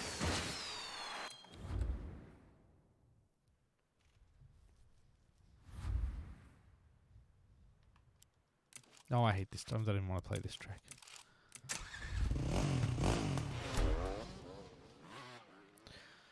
But you know what? A dodgy finger and a dodgy knee from, I don't know, 6-7 years of playing football, I'm happy with that. I'll cop it because it was awesome.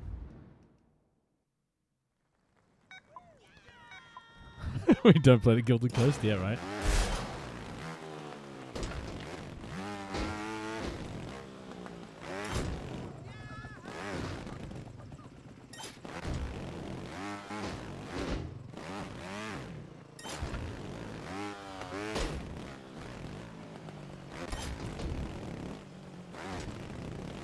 I still love, every now and again, I'll see comments from people that think that you're cheating when you're good at trials. I love it because, like, you know it's not true. They're like, just how, but you stick to the ramps. Yep. Ah, damn it. That would have been awesome. That was a good run otherwise.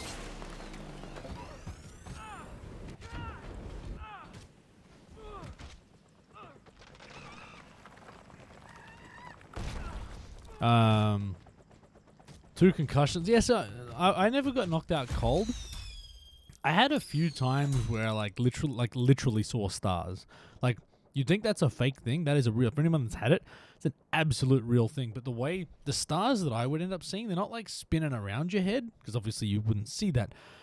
I would get, like, if you can imagine, like 3 separate points of light.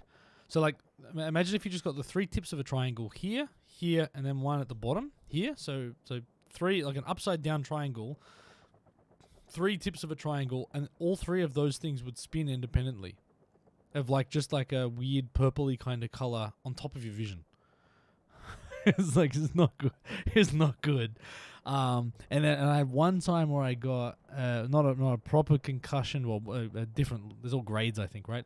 But I remember one time. So so as a linebacker, you've got people sort of running at you quite hard, and basically I had to go and fill the gap, and he ran through the middle, and I sort of tackled him. That's how you see stars? Yeah, man, it's not good. But I remember I remember it distinctly beforehand, but I remember nothing afterwards. And I got his knee pad got caught on my face cage, and it threw my head back as his full body weight landed on front of me, and his knee landed in my chin. So what it did, again, the face cage meant my face was protected, but the back of my head just got booted, like kneed, directly into the ground behind me. And I have no recollection of what happened afterwards. For a few seconds, I have flashes of memories of like someone telling me to get down. Because basically, like, if you're down, you're considered injured. They'll stop the game and someone can come on and get you. But if you're standing, walking around, whatever, they won't. But I wasn't like with it while I was doing this. And then I just remember being on the sideline and sort of coming to and being like, yeah, cool, coach, I'm ready to go back in. Let's go. Let's get these guys, whatever. And they're like, dude, you got ejected from the game. Like you're out. I was like, what are you talking about? And apparently, I took my helmet off on the field, which is, at least when I used to play, it was considered the equivalent of taking a weapon onto the field because, you swing your helmet around and stuff. You're just not allowed to take your helmet off on the field.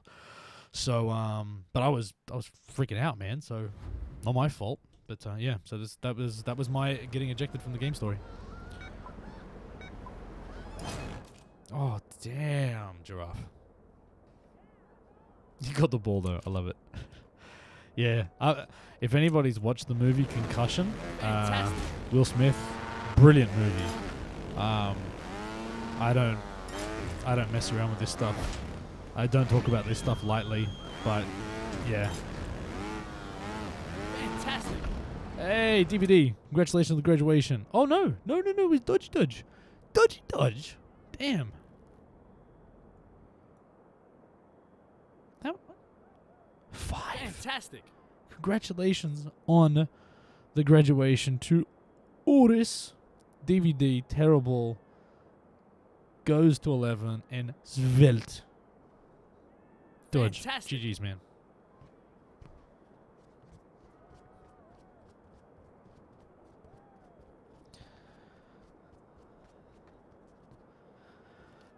Big GG's. Fantastic. Congratulations on the graduation to all of the new Regent graduates.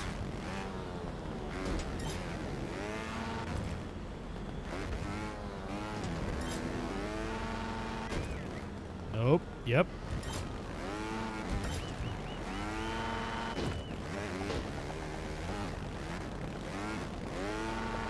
Damn it. Thought I had that. That's what it's supposed to look like. That's what it's supposed to look like. And that's what it's supposed to look like. And that too.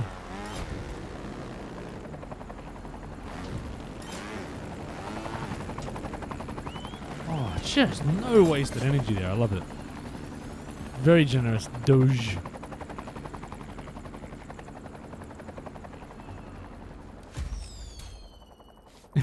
Meat fish. I shouldn't laugh, man, but that's pretty bad.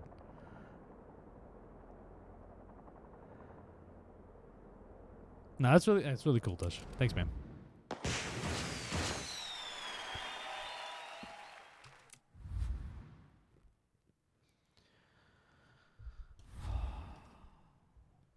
All right, what's next? This guy.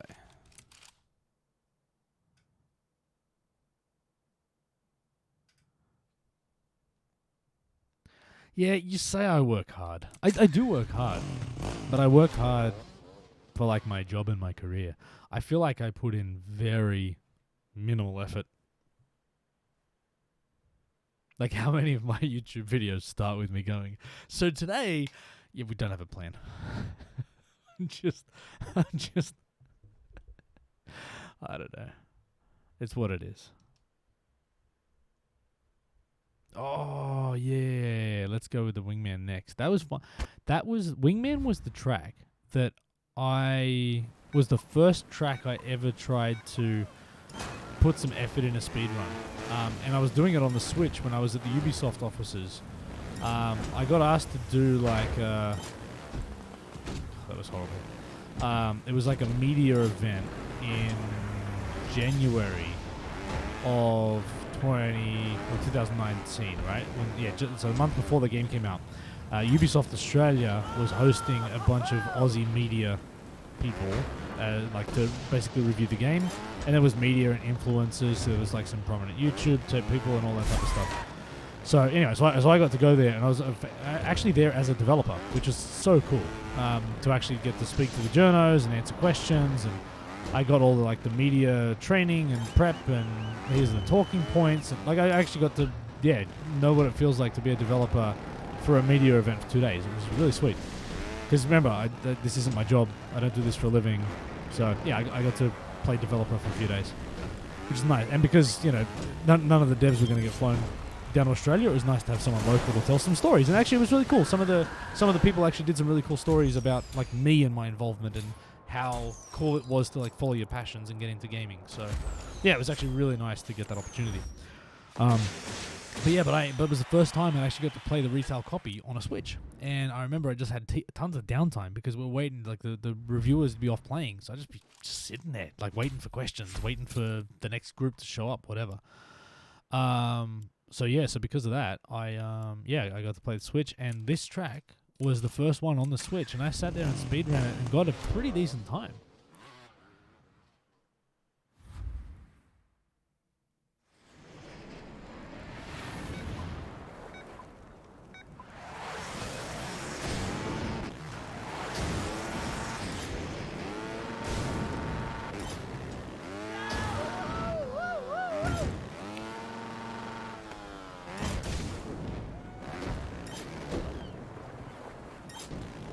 Supposed to go over the top of that. That's alright. I'm supposed to go there. Try again. Nope.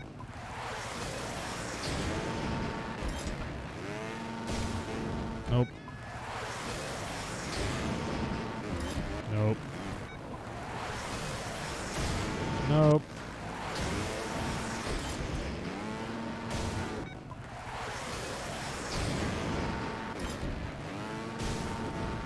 So by the way, I think when I grinded this, I don't know if I was actually on my... Oh, actually, I definitely wasn't on my own account.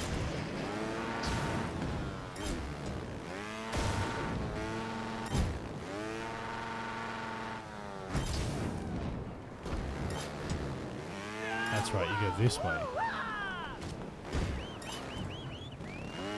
Damn it. Stupid. But maybe not. Serious? Alright, we're gonna do this. We're getting a run.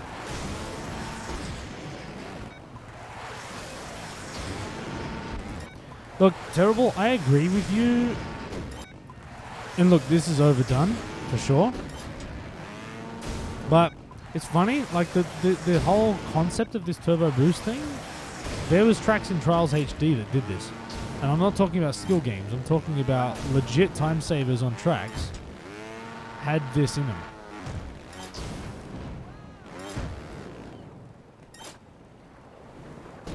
Damn it. So that was always the hard thing for me. It's all this physics, objects, and all the rest of it. This game took it up to 11. What's his up to 11th name? They went overboard with it, I think. But a number of these things are staples of trial series that have been there for a decade plus.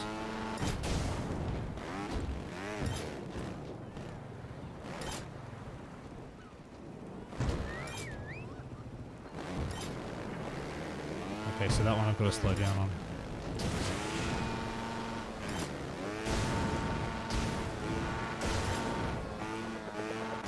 Something like that. Yeah, giraffe. I'm pretty vocal about physics objects.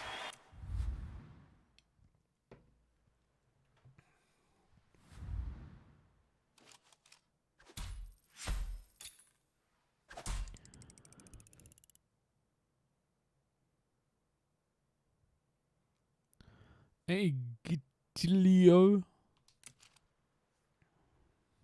What's going on?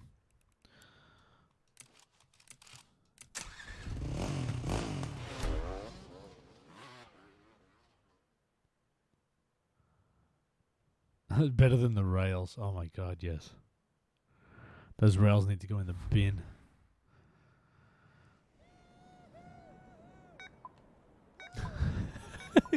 Peter Fred.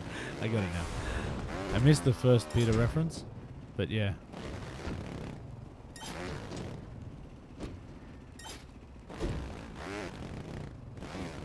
Nope.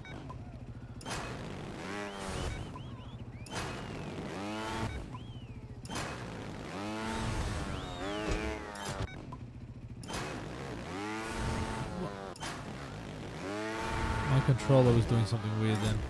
So this is a like Generation 1 Elite controller. I think it's dead. It's just not registering inputs. And then sometimes registering too many inputs. It's like in the what's it, The Simpsons, where they build Ned Flanders a house. This is a poo. Like this room has power, but it has electricity, but it has too much electricity. That's what I feel like my controller. It's like it you can have inputs, but sometimes it has too many inputs. Was it? This is the only room with electricity, but it has too much electricity.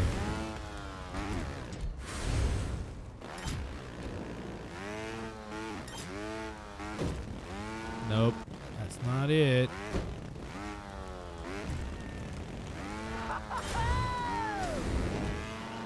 I can't justify an Elite 2, man. If I was gonna spend money on Elite 2, that's like $250. I'd put that money with the $100 I got sitting behind me and put it towards the PS5.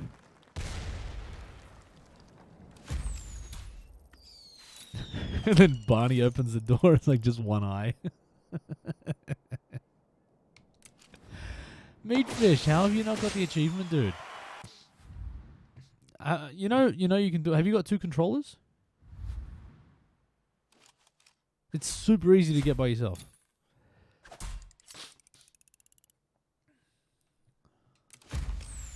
Please tell me you have 2 controllers, and I'll get you it tonight.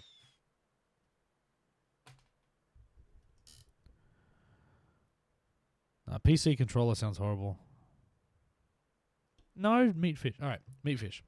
All you do, sit at a desk, right, or a table or a bench or something, right, or something you can rest the controllers on. Have them 2 on top of each other. So like, no, there's none close enough to me. But just one controller here, one controller there, right, but not above your head, in front of you. And then what you do on the top controller, use your index fingers, right hand index finger on the A button, and left hand index finger on the left analog stick, and then your thumbs for the bottom controller, same thing, A button and analog stick, and then effectively you keep your gas down with this side, and then you move this side back and forth for your steering, and you basically get 2 matched inputs. You control it all yourself. It's super easy, and you'll get it in no time. So that was my strat, and that's how I got it. Super easy. I mean, my son... Actually, to be fair, I think I did it with my son. Yeah, I think we ended up getting it because he can ride, but... Dude, it's the simplest thing, Meatfish. Like, I've seen people, like, join them together with sticks and blue tack and a whole bunch of other stuff, but nah, dude, just do that, and it's nothing. It's easy as. You'll get it right now, honestly. You'll get it right in 5 minutes.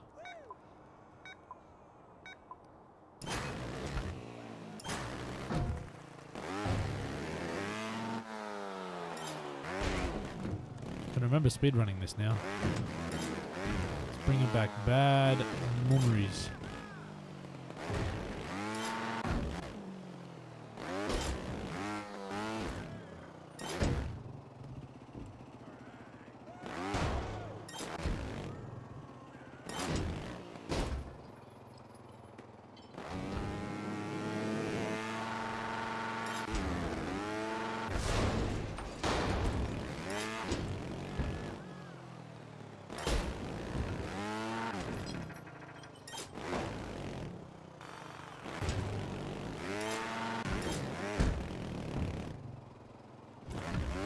seriously?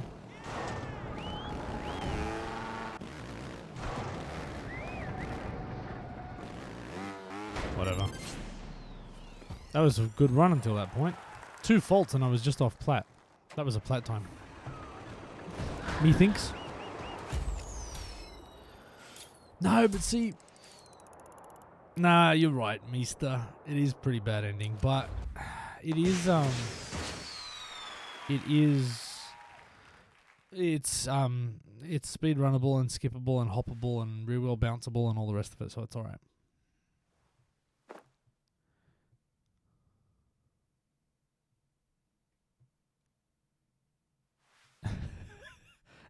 Gitililio. Nah, man, I'm making no effort to remember that.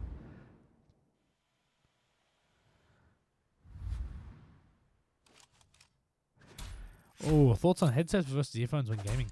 Hold on. Headset versus earphones? As in, like, is this a headset? Yeah, Leo might work.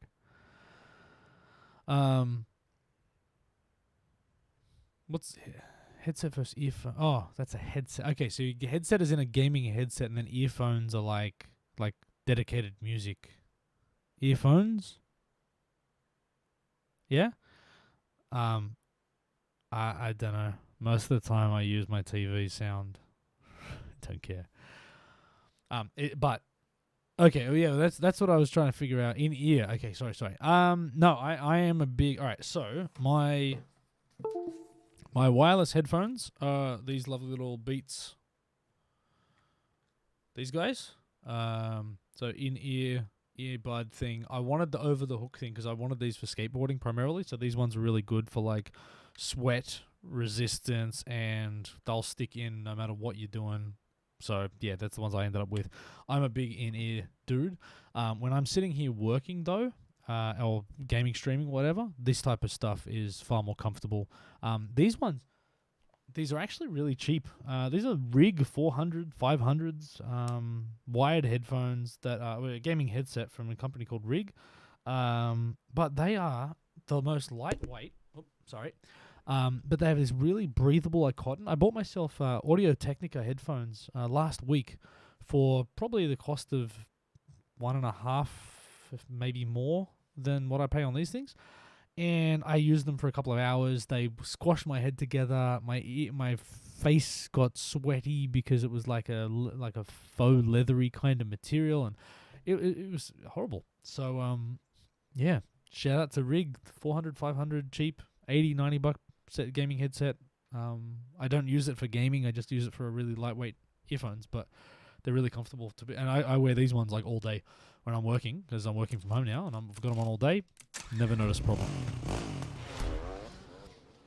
Yeah, but in ear, funnily enough too, before the wireless headphones, I used to get Philips used to make a $19 in-ear earphone, and I swore by them. I used to buy 2 or 3 packets at a time because I'd break them pretty often, right? But dudes I was working with were spending like tons of money on headphones, and I was like, you know what? I'm spending $20, and if I'll go through 5 pairs in a year, I'm happy with that. I don't care, because to me, I just wanted something comfortable, and I'd always have a spare set in my bag, so when one broke, I just cracked the new ones open. But in ear all day, every day. And on ear, what is that noise? That shouldn't even be a thing.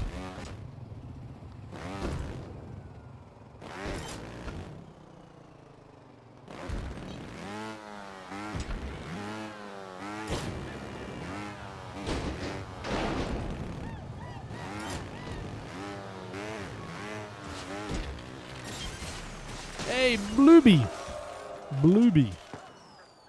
I was just talking about you like an hour ago. Badger, sorry, I should give you context before you get nervous. Badger was saying that he can do or has done level 3 ninjas without using throttle control, just using like tapping the gas. And I said that he must be like, he's like the controller version of you. But guten Tag, sir. You used to buy 5 of the Sony $19 or £19 ones. Yeah, I'm sure it was the same ones. Yeah, Sony and Philips, they were almost identical.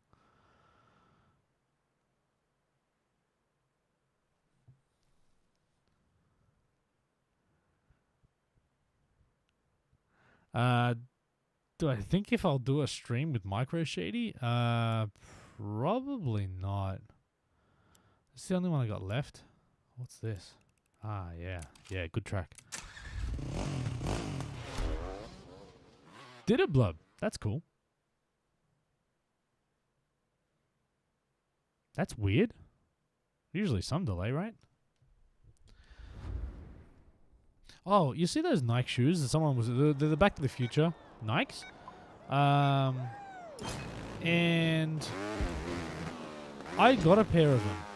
Bought them off the store. I'm a big Back to the Future fan. So I got them off the in-game store. And then they disappeared on me. And I assumed that Red Lynx must have got rid of them because of copyright or something else. I think it was the first time that I experienced, like, you know, the clothing bug where stuff disappears on you.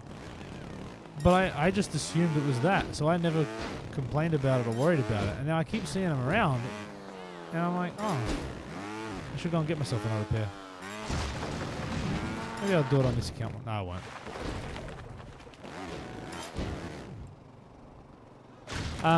Leo, why won't I do another stream with him? I don't know. He's like 11. He does his own thing now. He doesn't want to stream with his dad. Oh my god, this controller. That just stopped providing inputs again. Why? Now it's vibrating. Wow. This controller's done. It's cooked. Yeah, that's it. Wow. Unless this is a battery, I just got to charge the battery. But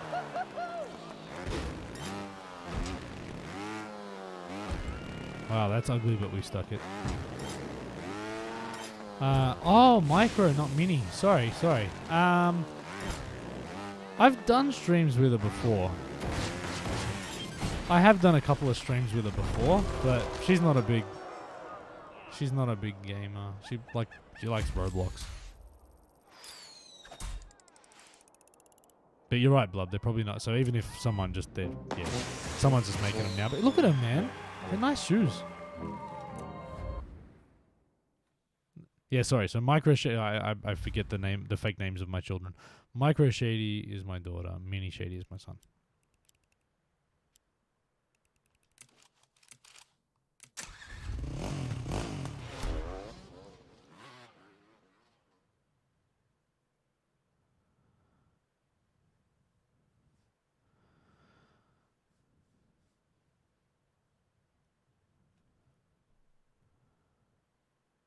Oh, meat fish. Yeah, man. Let me know how you go, bud. I'm telling you, like it's actually really easy to control the tandem. Terrible. Later, man. Thanks for hanging out. Yeah, Julie. Dude, I tell you, man, the stream that I had with her. Oh, what did I say? Still, this is the sweetest moment. I have to go back and watch my own stream, but I think I said something about a USB. And she's like, "No, I'm not." She funny. Why is my microphone peaking like that? Turn it down a bit. Sorry.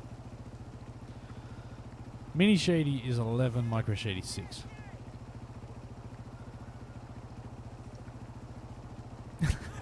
I like that, Leo. I'm also a young age, so it's not weird if I ask, I think. I got hiccups because of Leo. Leo, how old are you, dude? Dude or dudette? Young person.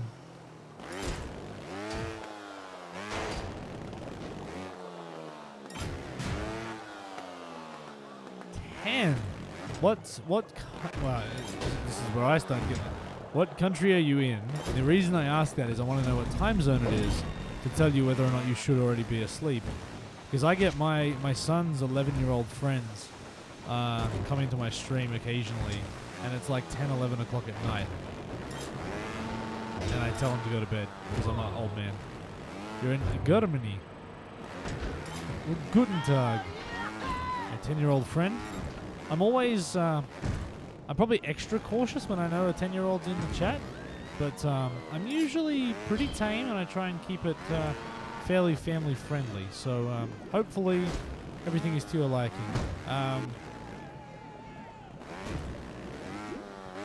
But that's cool, man.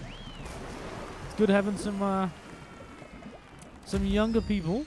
I'm nearly 40, so it's good to have some younger people becoming fans of Trials. I tend to find that the demographic for Trials it skews a little older. I think because of the physics and because of the puzzle solving and the mental side of things. But we've had some amazing Trials players that are like teenagers. So Musty. Musty, I can tell you whatever I want. You just don't have to listen because you're an adult. Damn, and you beat Orange? GG. Blubby, that's scary to me. But then, yeah, young people scare me.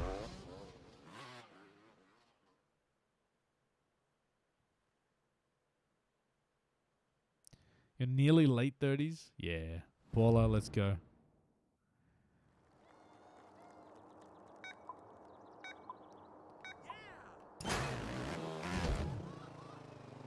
And by the way, talking of Welcome to the Future, that was probably one of my favorite inclusions in the game, is me humming Welcome to the Future in the Unia Trials tracks. Has everybody heard that?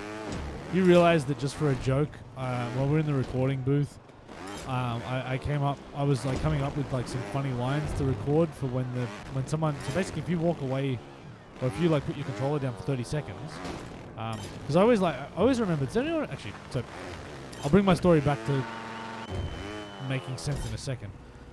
Does everybody remember Earthworm Jim?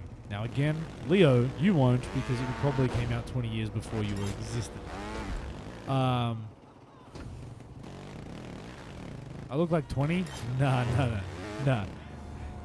You think I've got really just light blonde hair? It's all grey. It's all grey. Alright. So Earthworm Jim was a thing, and what I really remembered about Earthworm Jim, I think it was on the SNES or something. He had this really fun. So basically, he was an earthworm, and he had this really funny sort of idle animation, right?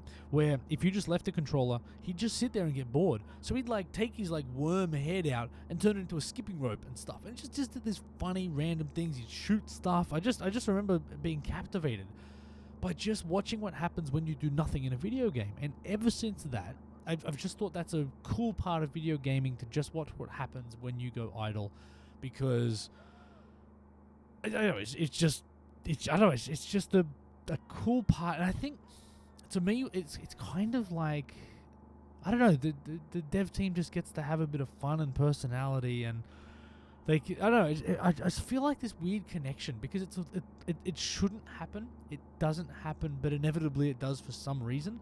And it's just nice that they think about it and include something for that moment. So when I had the chance for my Unia Trial stuff, right from the start, I was like, dude, I want to have these lines. I want to have some hidden things. I want to have secret lines and just whatever.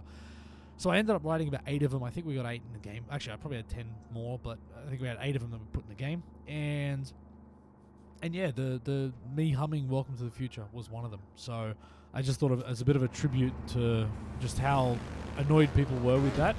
I thought it'd be funny for me to bring it back and have it in the game. So if you haven't heard it, just sit on any Unia Trials track for 30 seconds, and you'll start cycling through them, and eventually you'll hear you'll hear me humming along to Welcome to the Future.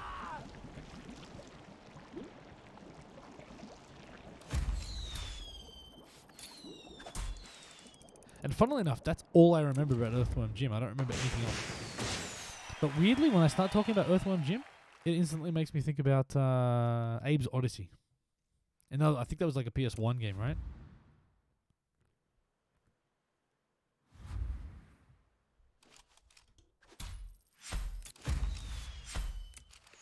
Julie, you've lost me there. I got more, haven't I? Oh, yeah.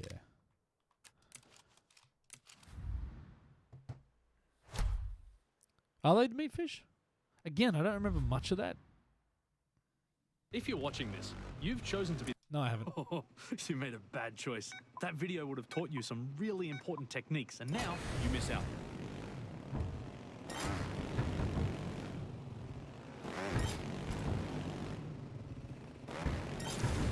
I'm going to say this. Shout out to Villy, who was the audio engineer guy that I ended up doing all of these lines with, and he was kind of my, like, I guess, voice coach slash, you know, person to keep me on track and get all the lines right. Incredibly supportive. So firstly, a lovely guy. Incredibly knowledgeable and passionate about audio stuff. Like, just a freak, right? But genuinely friendly and supportive. And considering I'd never done voice acting in my life, yeah, got me through it like you would believe. And he had to sit. So at like 3 o'clock in the morning, Finland time, he had to sit on my audio recording. So it was literally, I had him on Skype with the sound engineer, and then I was in the booth. So I had both of them in my ears for every line for basically 3 full days, 2 days back to back, and then another one like a year later. But for 3 full days. And this dude was waking up at like 2, 3 o'clock in the morning and sitting on an audio recording session the entire day, giving detailed feedback and notes about every line from the other side of the globe. Like, it was amazing, and I could not have done it without him. So shout out to Villy, man. I think he's in... Blubby, you remember where he went? In Montreal or somewhere now? I feel like he's in Canada. If Blub's still here.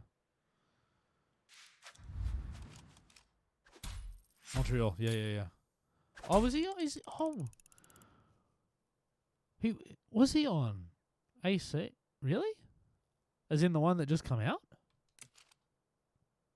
I've lost track, to be frank. I still follow him on Twitter, so. But yeah, There's so many amazing people. Just yeah. When you start writing more, No, you don't. fine. I try to help, and nobody appreciates my efforts. The later this gets, the more grumpy I get. It's funny.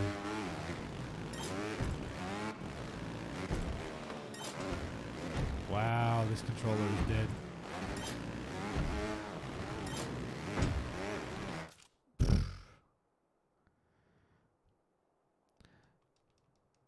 You say that, meat fish, but...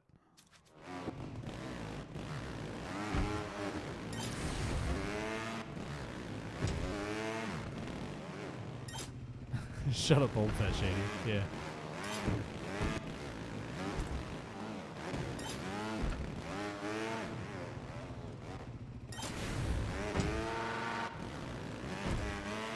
Yeah, no, he's such a nice guy, but just like scarily into audio. Like to the point where like again, that wasn't all he talked about, but man, when he spoke about audio, like he just knew stuff and heard stuff that, yeah, just blew me away. But did teach me a lot about, I'd say, like the voice acting side of things. Really, really taught me a lot. And I'd say his favorite line was, "Slow down, but keep that excitement," or something. Like, because Aussies speak fast, and the more excited I get, the faster I speak. And I'm trying to enunciate and be clear for a global audience of some people that would be listening to this in English who weren't from an English-speaking background, and an Aussie accent. Like, it was just something I had to be really conscious of. He got me through it, but yeah, he was always telling me to keep excited but slow down. And I was like, but the way I show my excitement is by speeding up.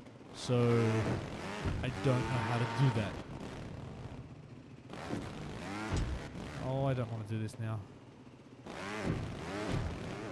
I remember I did this, and I went back and forth with this design of this checkpoint a lot, because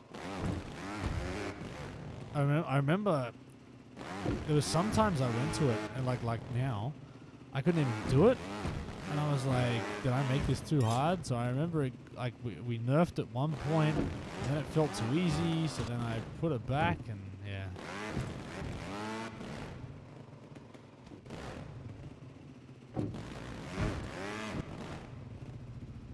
Wasn't getting the timing right on when to slam the throttle on. Yeah.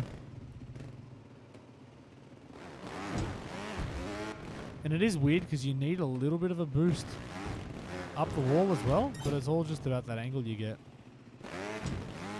If you get the back wheel on, that'll help you a little bit.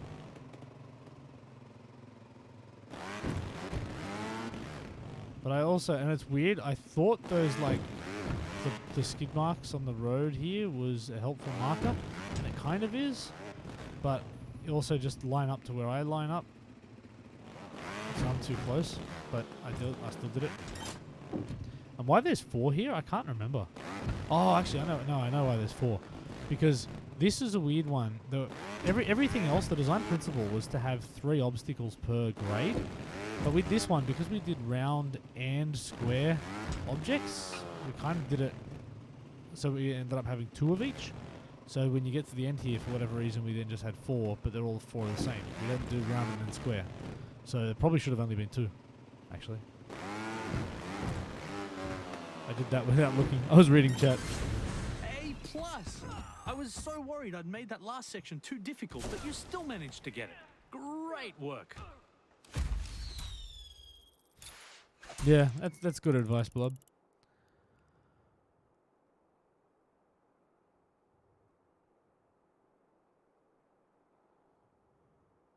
You made a set about you, and I don't want you to look it up. Just wanted to say that. All right. I don't know what a set is.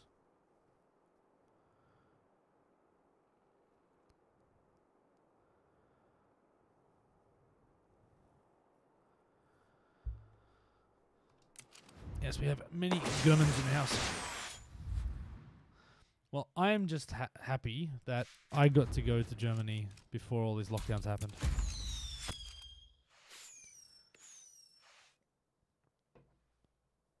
Oh, costume set. Nice, man.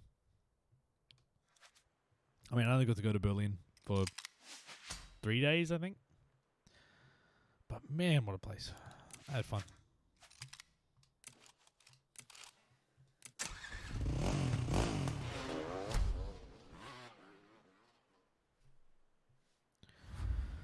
So you legit were worried about making the last section too hard? I assumed it was just a line.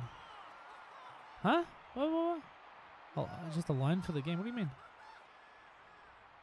What do you mean, Meatfish?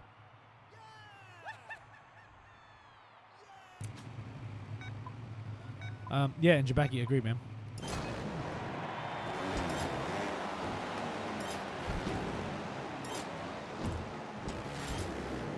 I mean, I miss traveling, but yeah, I got free accommodation in Berlin for 2-3 nights.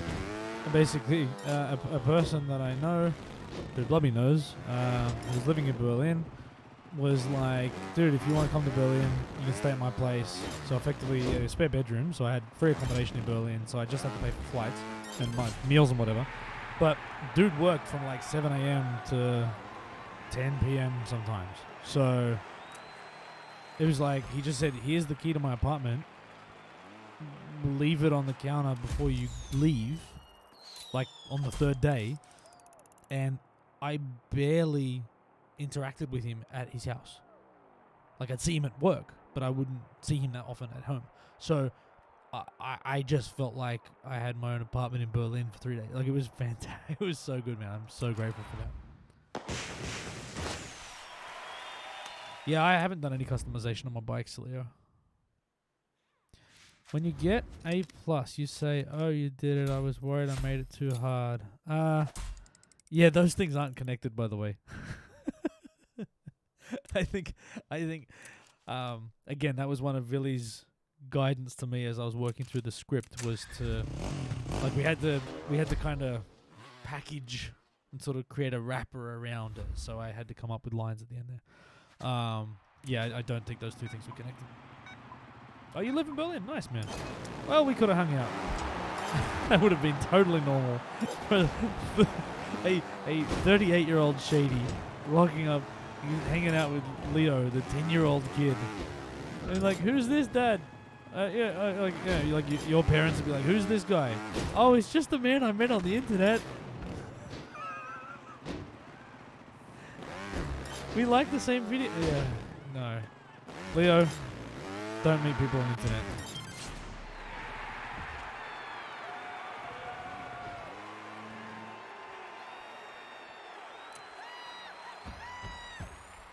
Well, funnily enough, Leo, I don't have a dad either.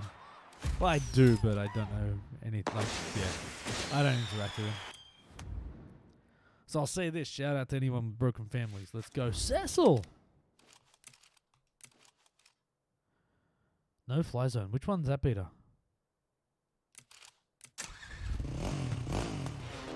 What's going on, Franklin? Why no stream for a while? I feel like it. Or don't feel like it. I don't know. Maybe I'm just being dramatic.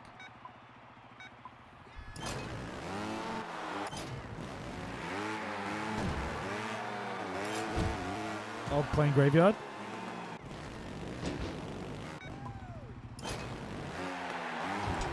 Actually, that was the thing that threw me for a little while, is figuring out the new track names. Because you get so used to them being like something else.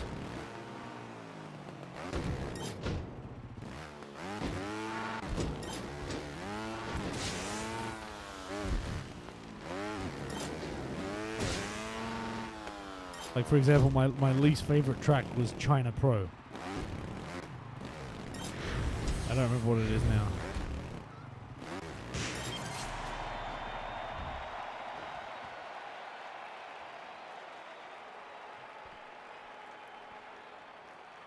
Yeah, Leo, dude, I say this to anybody, man. Send me a message and ask me to add, and I'll try and add you if I get on whatever platform it is. But yeah, every now and again. But I might wait 3 months and then add people.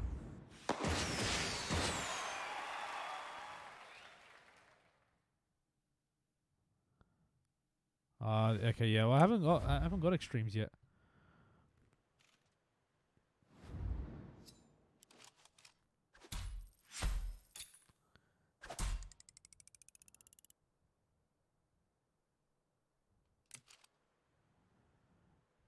What am I unlocking now? More stuff? Oh yeah, we got more stuff.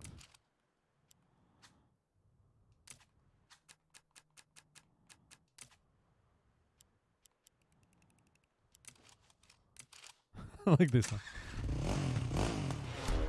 Ski or don't. Paula, I'm using the OG Elite Xbox One controller that I think is dying. Oh, later, worm.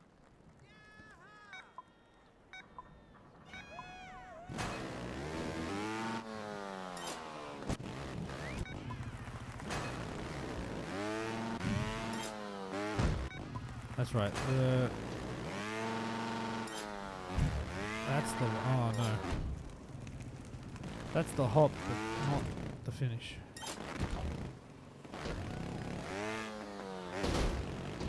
When do extremes get unlocked? At like 70 something, right?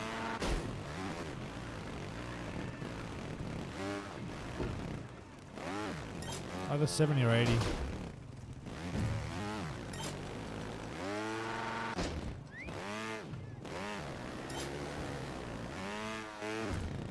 Can we just all acknowledge how amazing and awesome the progression system is?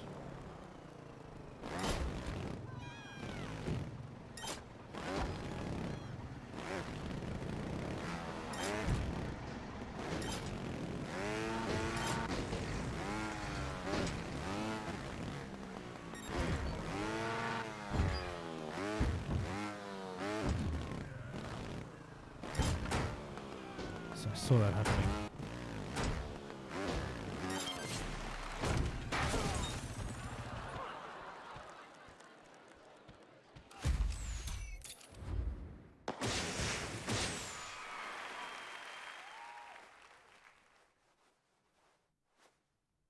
$88? Seriously?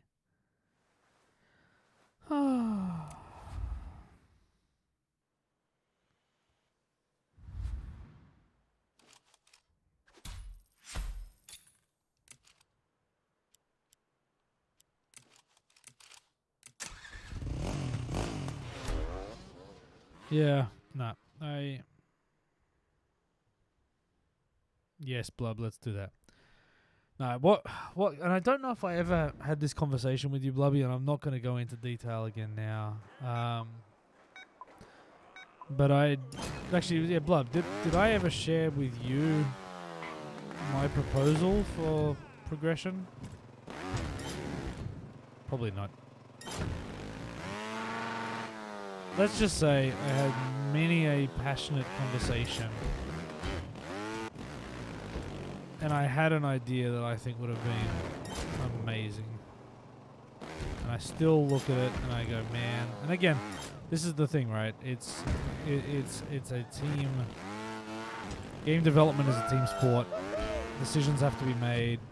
Captains have to make calls sometimes, and you're not going to like every one of them, and you deal with it, right? So I'm never want to sit here and say I could have done better, but it's something that I felt very passionate about. I put my best foot forward. I put my case forward. Whatever. Yeah, live and learn. But yeah, that's the one part that I just wish I could have done more to influenced and driven it. Hans van Murg. Yeah, with a new name. No, I'm pronouncing that all the time. Hans van Murg.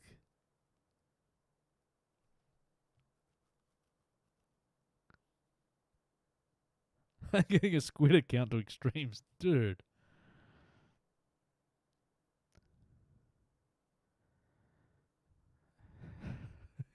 Yeah, Blood. You're right. Oh, but I had. Oh man, I remember so vividly having conversations about it and just being like, I'm just this, but. I even convinced a few people, just the wrong people. Yeah, it's weird. Look, gear crates to me was a non-issue, right? Because they, like, let's be honest, they're crappy. Like, they don't. I've never unlocked a gear crate and went, wow, what a valuable thing that I just acquired. Like, there is no value in it. It's like half the time it's bloody stickers. Who cares? Like, I don't know, for me, I'm like, whatever. It randomly unlocks a bunch of stuff. You can re-roll stuff if you want it, and it's not stuff that I attach any value to. So I don't like things that are purposefully predatory or, like, I don't know, intentionally kind of creating this pent-up demand that then, oh, my chin, then makes people want to go out and spend real money to get them. I don't think there was ever a prospect or a possibility of that happening because the things in the crates are of such low value that nobody would do it. I could be wrong, but I never saw it as an issue because I was like, no one's ever going to spend money because you're getting 2 stickers and like a pose or some nonsense. I don't know.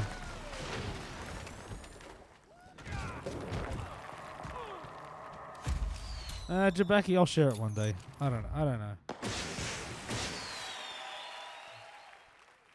I'm always nervous about the how close that gets into NDA stuff. I mean, Blub's here. I don't think that type of stuff would be stuff not to talk about.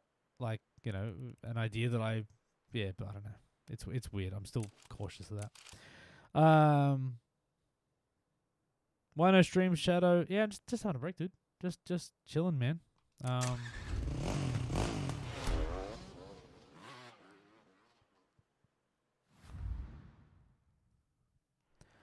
The only thing of value are the poses of win-loss animations. Yeah, but even that, I don't know if they are. Like, you know what I mean? Like, I've seen other games that do in-game items and cosmetics, and that really like it is something that, I don't know. It just is more like Fortnite did amazing with that stuff, right? And I know because I had to buy some of the damn things because my son kept wanting them. Like COD, I think does it pretty well. Counter-Strike, I've never played Counter-Strike, I don't think, but I've seen what they do, and I think they do it really well. Oh, this is China Pro. This is China Pro. So, Blubby, do you remember, if you're still here, do you remember this checkpoint from before?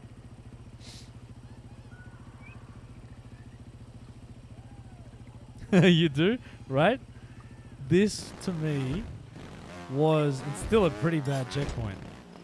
And again, no offense to anyone who I may know the person that made it, but yeah, it was worse. This whole track is bad.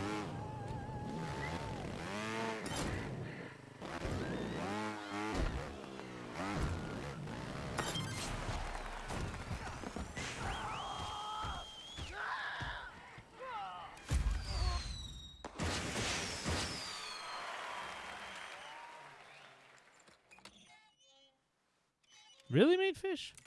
I gotta say, that's the one thing I really wish I did spend more time looking at was just some of the yeah, I'm on Xbox, Leo, man. Fat Shady Live. It's on. Oh no, it's not here. It used to be on my image thing. Send us a message, man. Let me know who you are, a message, and I'll add you when I can.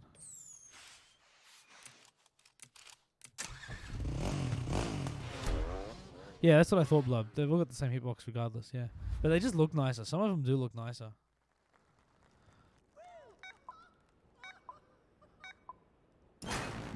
What were your feelings about Faults giving 5 extra seconds? I don't think I have a problem sharing my personal opinion about that. Look, it again, you know, generated a lot of healthy debate.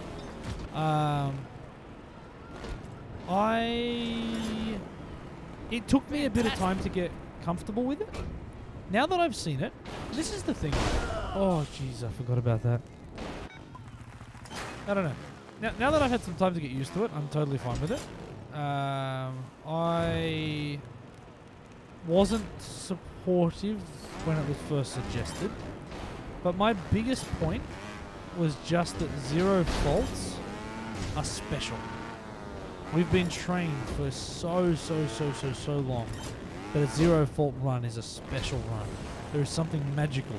There is something awe-inspiring about a zero fault run. And technically speaking, what it has done is resulted in people like me being lazy and going, I can still get a platinum medal without a zero fault run. Now, I would never have got that in previous Trials games, and it feels cheap, I'll be honest, as a veteran Trials player. But they did the medal time so well that I think it works, and what you'd expect to happen is that if you want to get a good leaderboard time, you have to get zero fault anyway. And that was kind of the point, right? It's like we don't have to penalize faults and times separately and then rank that in the leaderboard, because if you want a good time, you're going to have to get zero fault anyway. So I'm totally fine with it now. But I would have liked zero fault to have been held up to a higher standard than a fast one fault run. And I stand by that. I don't think that's a bad thing.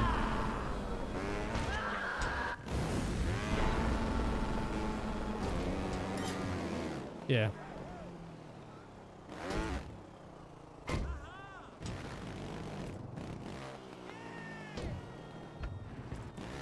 But it's interesting, right? Because one of the things you got to think about is that, like, this game, like, for people that have got that history and understand faults and all the rest of it, but you know, like, because we've got that history of the legacy games, and then we've already got that tiered fault and time concept. Interestingly, with the real Trials game, if I recall from when I went to see a real life event, they actually score on time and time penalties, or that there's just, like, I think the one I saw, you had 5 fault limit. So if you got 5 faults, you were just disqualified and you finished your run with a do not complete. So yeah, it's I don't think it's a bad thing at all. And if anything, it has made figuring out where you fit on leaderboards cleaner. And it also has, I think one of the ideas was to bring the scoring for multiplayer and single player close together. And I think it achieved that as well. So no, I think overall, I think it was the right thing to do. Yeah, I think for me, I would have appreciated on a zero fault run on the leaderboards just for just them to be like elevated to like a higher tier. You get like a different color or a different thing. So it was just obvious that like until you really get zero fault, you haven't truly mastered this track. And I know, but again, Diamond Medal's kind of I don't know if that's what the chat you guys are saying, but Diamond Medal's kind of achieved that, right? You cannot get a Diamond Medal surely with the, well, I mean, yeah, you can't get diamonds with faults. So, yeah, I think to be honest, mastery came with the inclusion of diamonds and the inclusion of 5 seconds. I think ticked enough boxes where I think they nailed it. But yeah, I'd still just like zero fault runs on the leaderboard to be a different color or something like that. Just acknowledge it, because at the moment they're not even acknowledged, and I think they should be.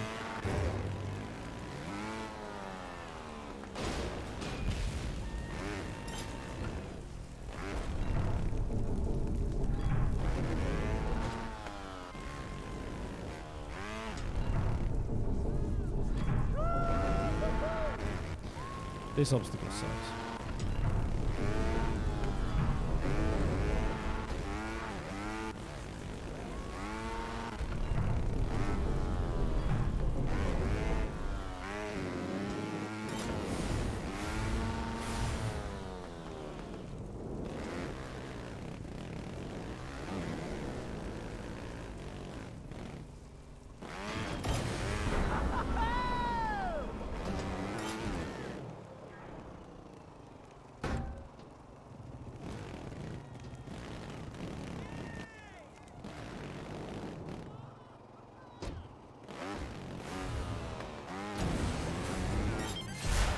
Oh, that's a good finish though.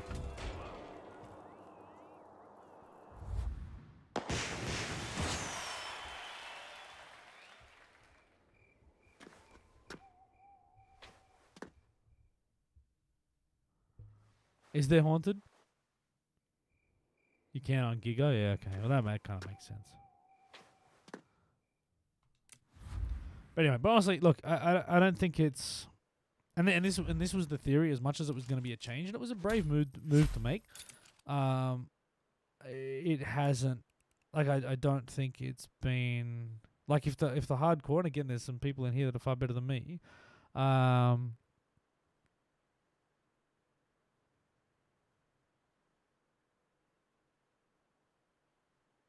Yeah, if anyone here has different views, but I feel like the changing the scoring like this hasn't really impacted anybody in a massively negative way. I haven't done Giga yet. Oh, why is it not unlocked? Oh, it is.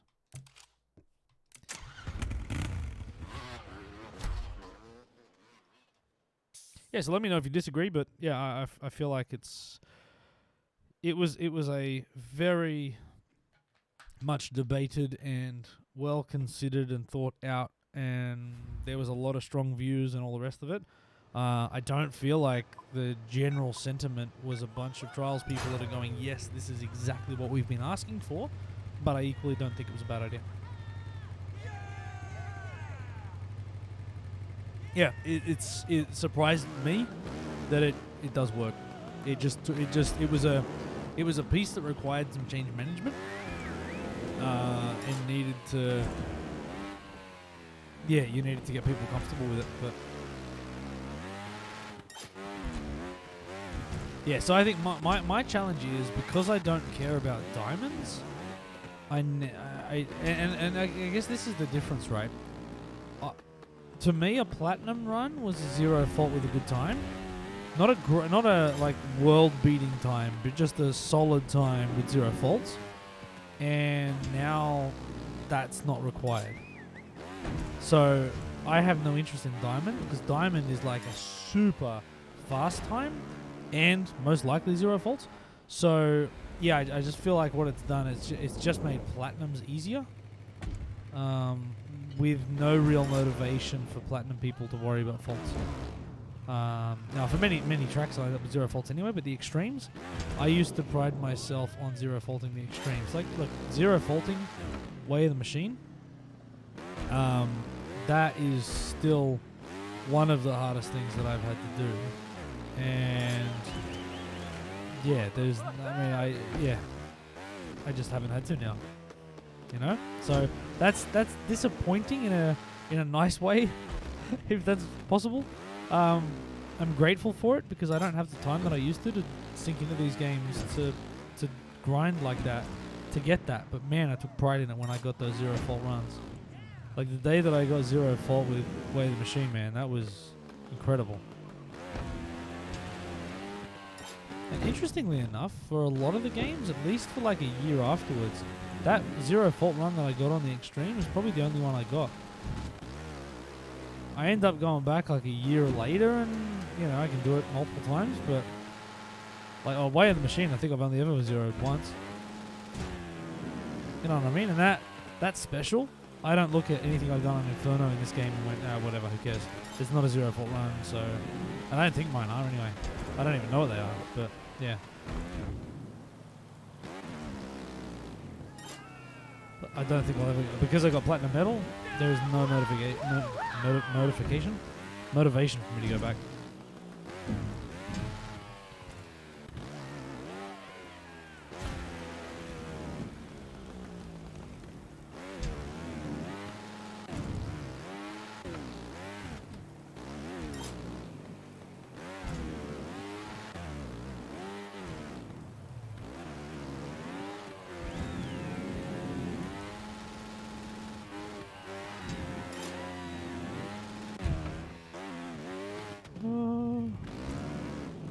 Oops.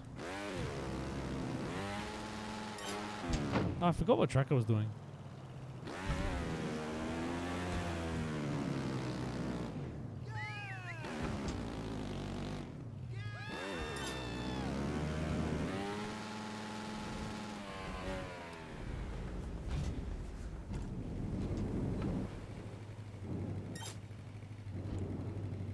Silver and Platinum don't look alike when you actually look at them. The problem is that when they're small, I get it. The Platinum Medal has like a ton more detail. And just fancy bits. See ya, buddy. Wow.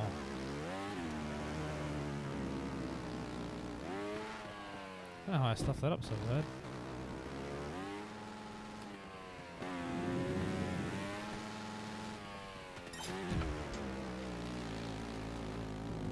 Alright, I think this is going to be the end of my stream tonight.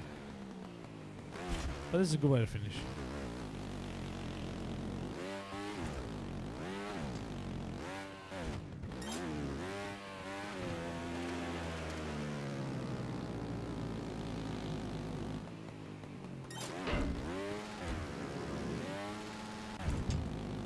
That was a dude just flying backwards. You see that?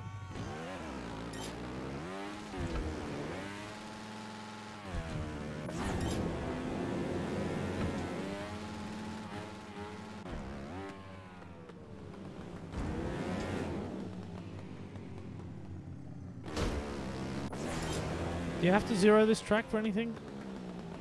I assume I've zeroed it.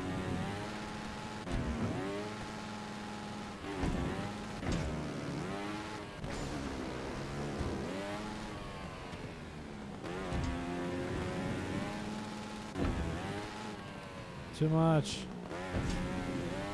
Nah, we good.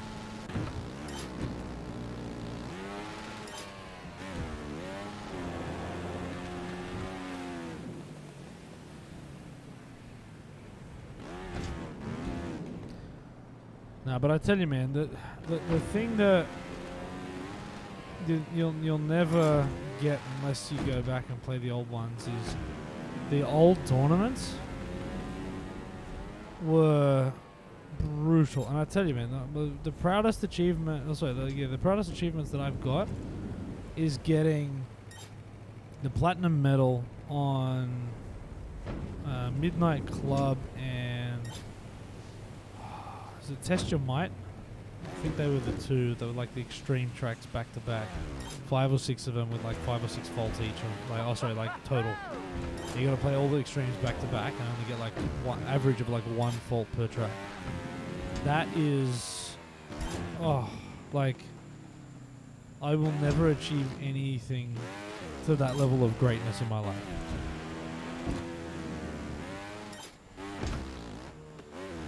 It's so hard, and you have to be so consistent. And I know Blubby can do it in the speed run and whatever, but to me, that was like my proudest moment. And that's the thing, that type of feeling, I guess if you get a diamond medal, you feel like that, but it just feels different. And when this game was like known for its like hard as nails, it was that type of stuff that people really, like, such a small percentage would get them, but that's why this game got such a reputation.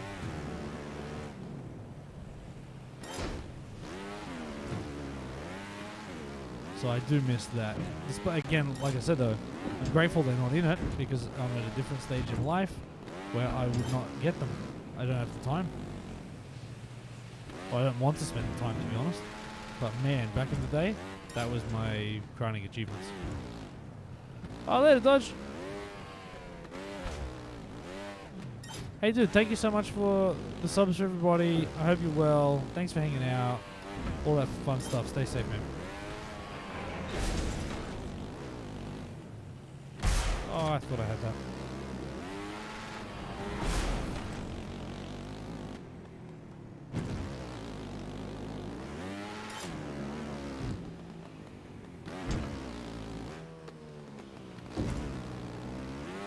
Damn it.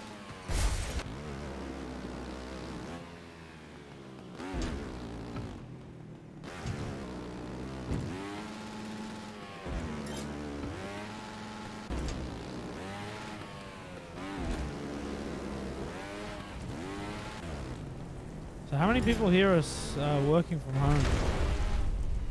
And how have you found the experience? I'll say it, I've been doing it since March. I love it, and my plan at the moment is to only ever go back to work 2 days a week. As in, into my office. And that's only because we have 2 offices in 2 different towns, and I should make an appearance at both.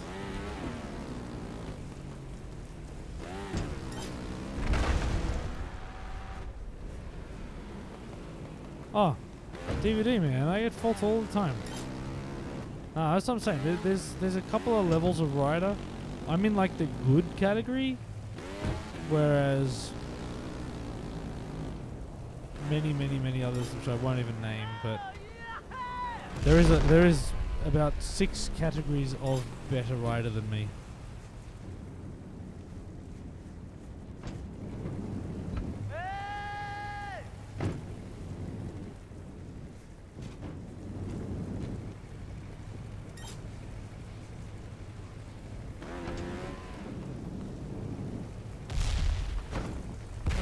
No.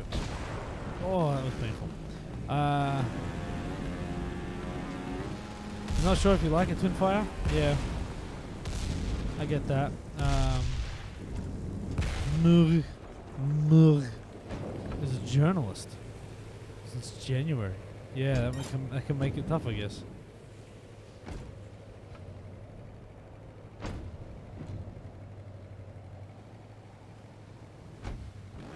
That's a bad idea. Oh, that's cool. If you've already had experience. Shells. Oh, damn it.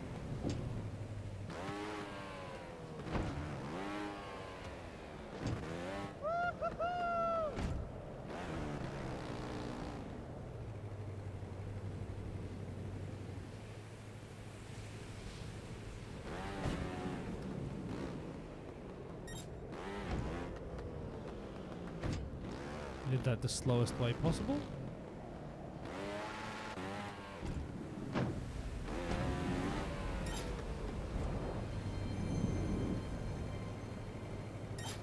Uh-oh.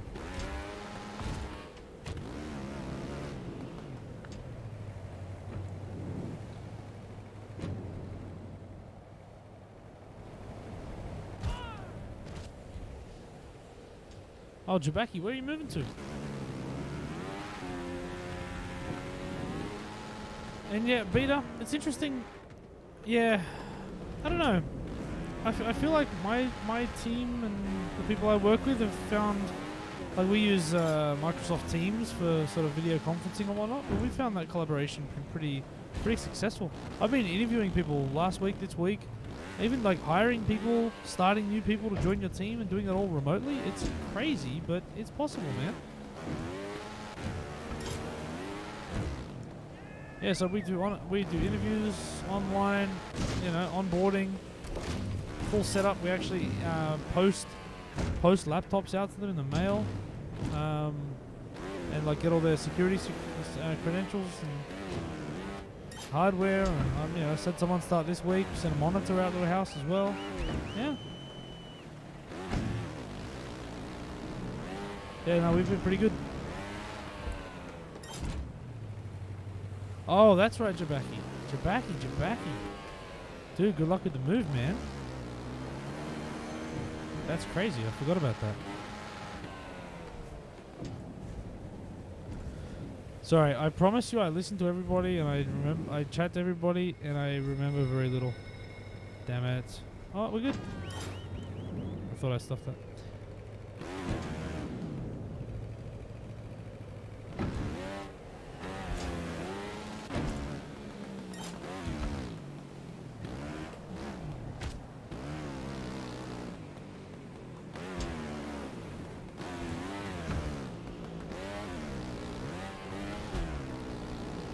Yeah, that's fair beta. I mean, yeah, you're probably not wrong. Actually, my biggest issue at the moment is more of burnout. Of like, we've lost the downtime. I don't know if I've said this on stream, probably not. We've lost the downtime that as humans we need to kind of unpackage what happens and what's going on in your day. So it's like you can just go back to back with meetings with no gaps in between. No walking to the next meeting, no going to a different office, no going to catch up for coffee with someone, no talking to people in the kitchen. I used to commute for 3 hours a day. Now, while that's excessive, one of the things that commuting did for me is let me unwind after a day. It gave me forced time where I just had to kind of be present and in the moment and just sort of sit quietly and unpackage what happened and think about the day and, you know, catch up on news and events and music and everything. And I've kind of lost that. So while, you know, it's great and I get more time with my kids and everything, and that's been fantastic, I think mentally you lose a lot of the the downtime. You just fill it with stuff. So yeah, I think it'll be interesting long term.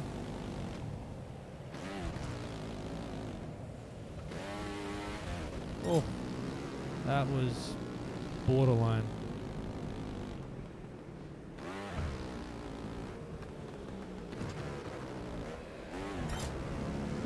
Man, this is a long track.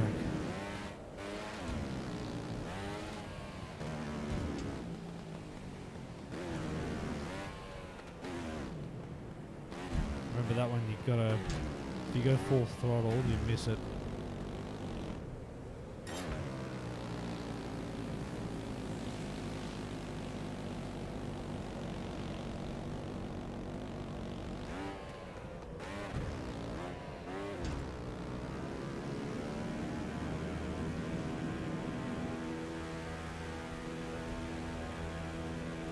Yeah, DVD. There's a lot of good benefits for it, man. Alright, Meatfish, you're out. Later, my friend. And if Meatfish is gone, then I'm going as well.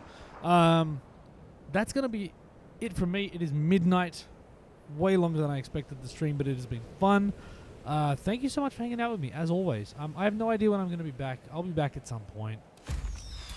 Who knows, man? But I just want to give myself that mental break for a little bit. If I don't speak before Christmas, which is only like 3 weeks away, 4 weeks away maybe, have a fantastic Christmas if that's your thing. If it's not, have a good Friday. New Year, all that fun stuff. Stay safe. Listen to scientists. Be kind to humans, and just be good people. That's all I can ask for. Rowan, hey man, I didn't even see you here. Sorry, dude. Yeah, it's been fun. Thank you so much. Let's go raid someone because that's a nice thing to do. and then we'll get out of here. Who we got? Japanese person playing Fall Guys? Feel like you've named that wrong. Civ, Spidey, and Italian. Cardan. Civ. You know what? Croatian Trials player. Civ. Let's go. All right, let's go Civ. Let's get this cracking.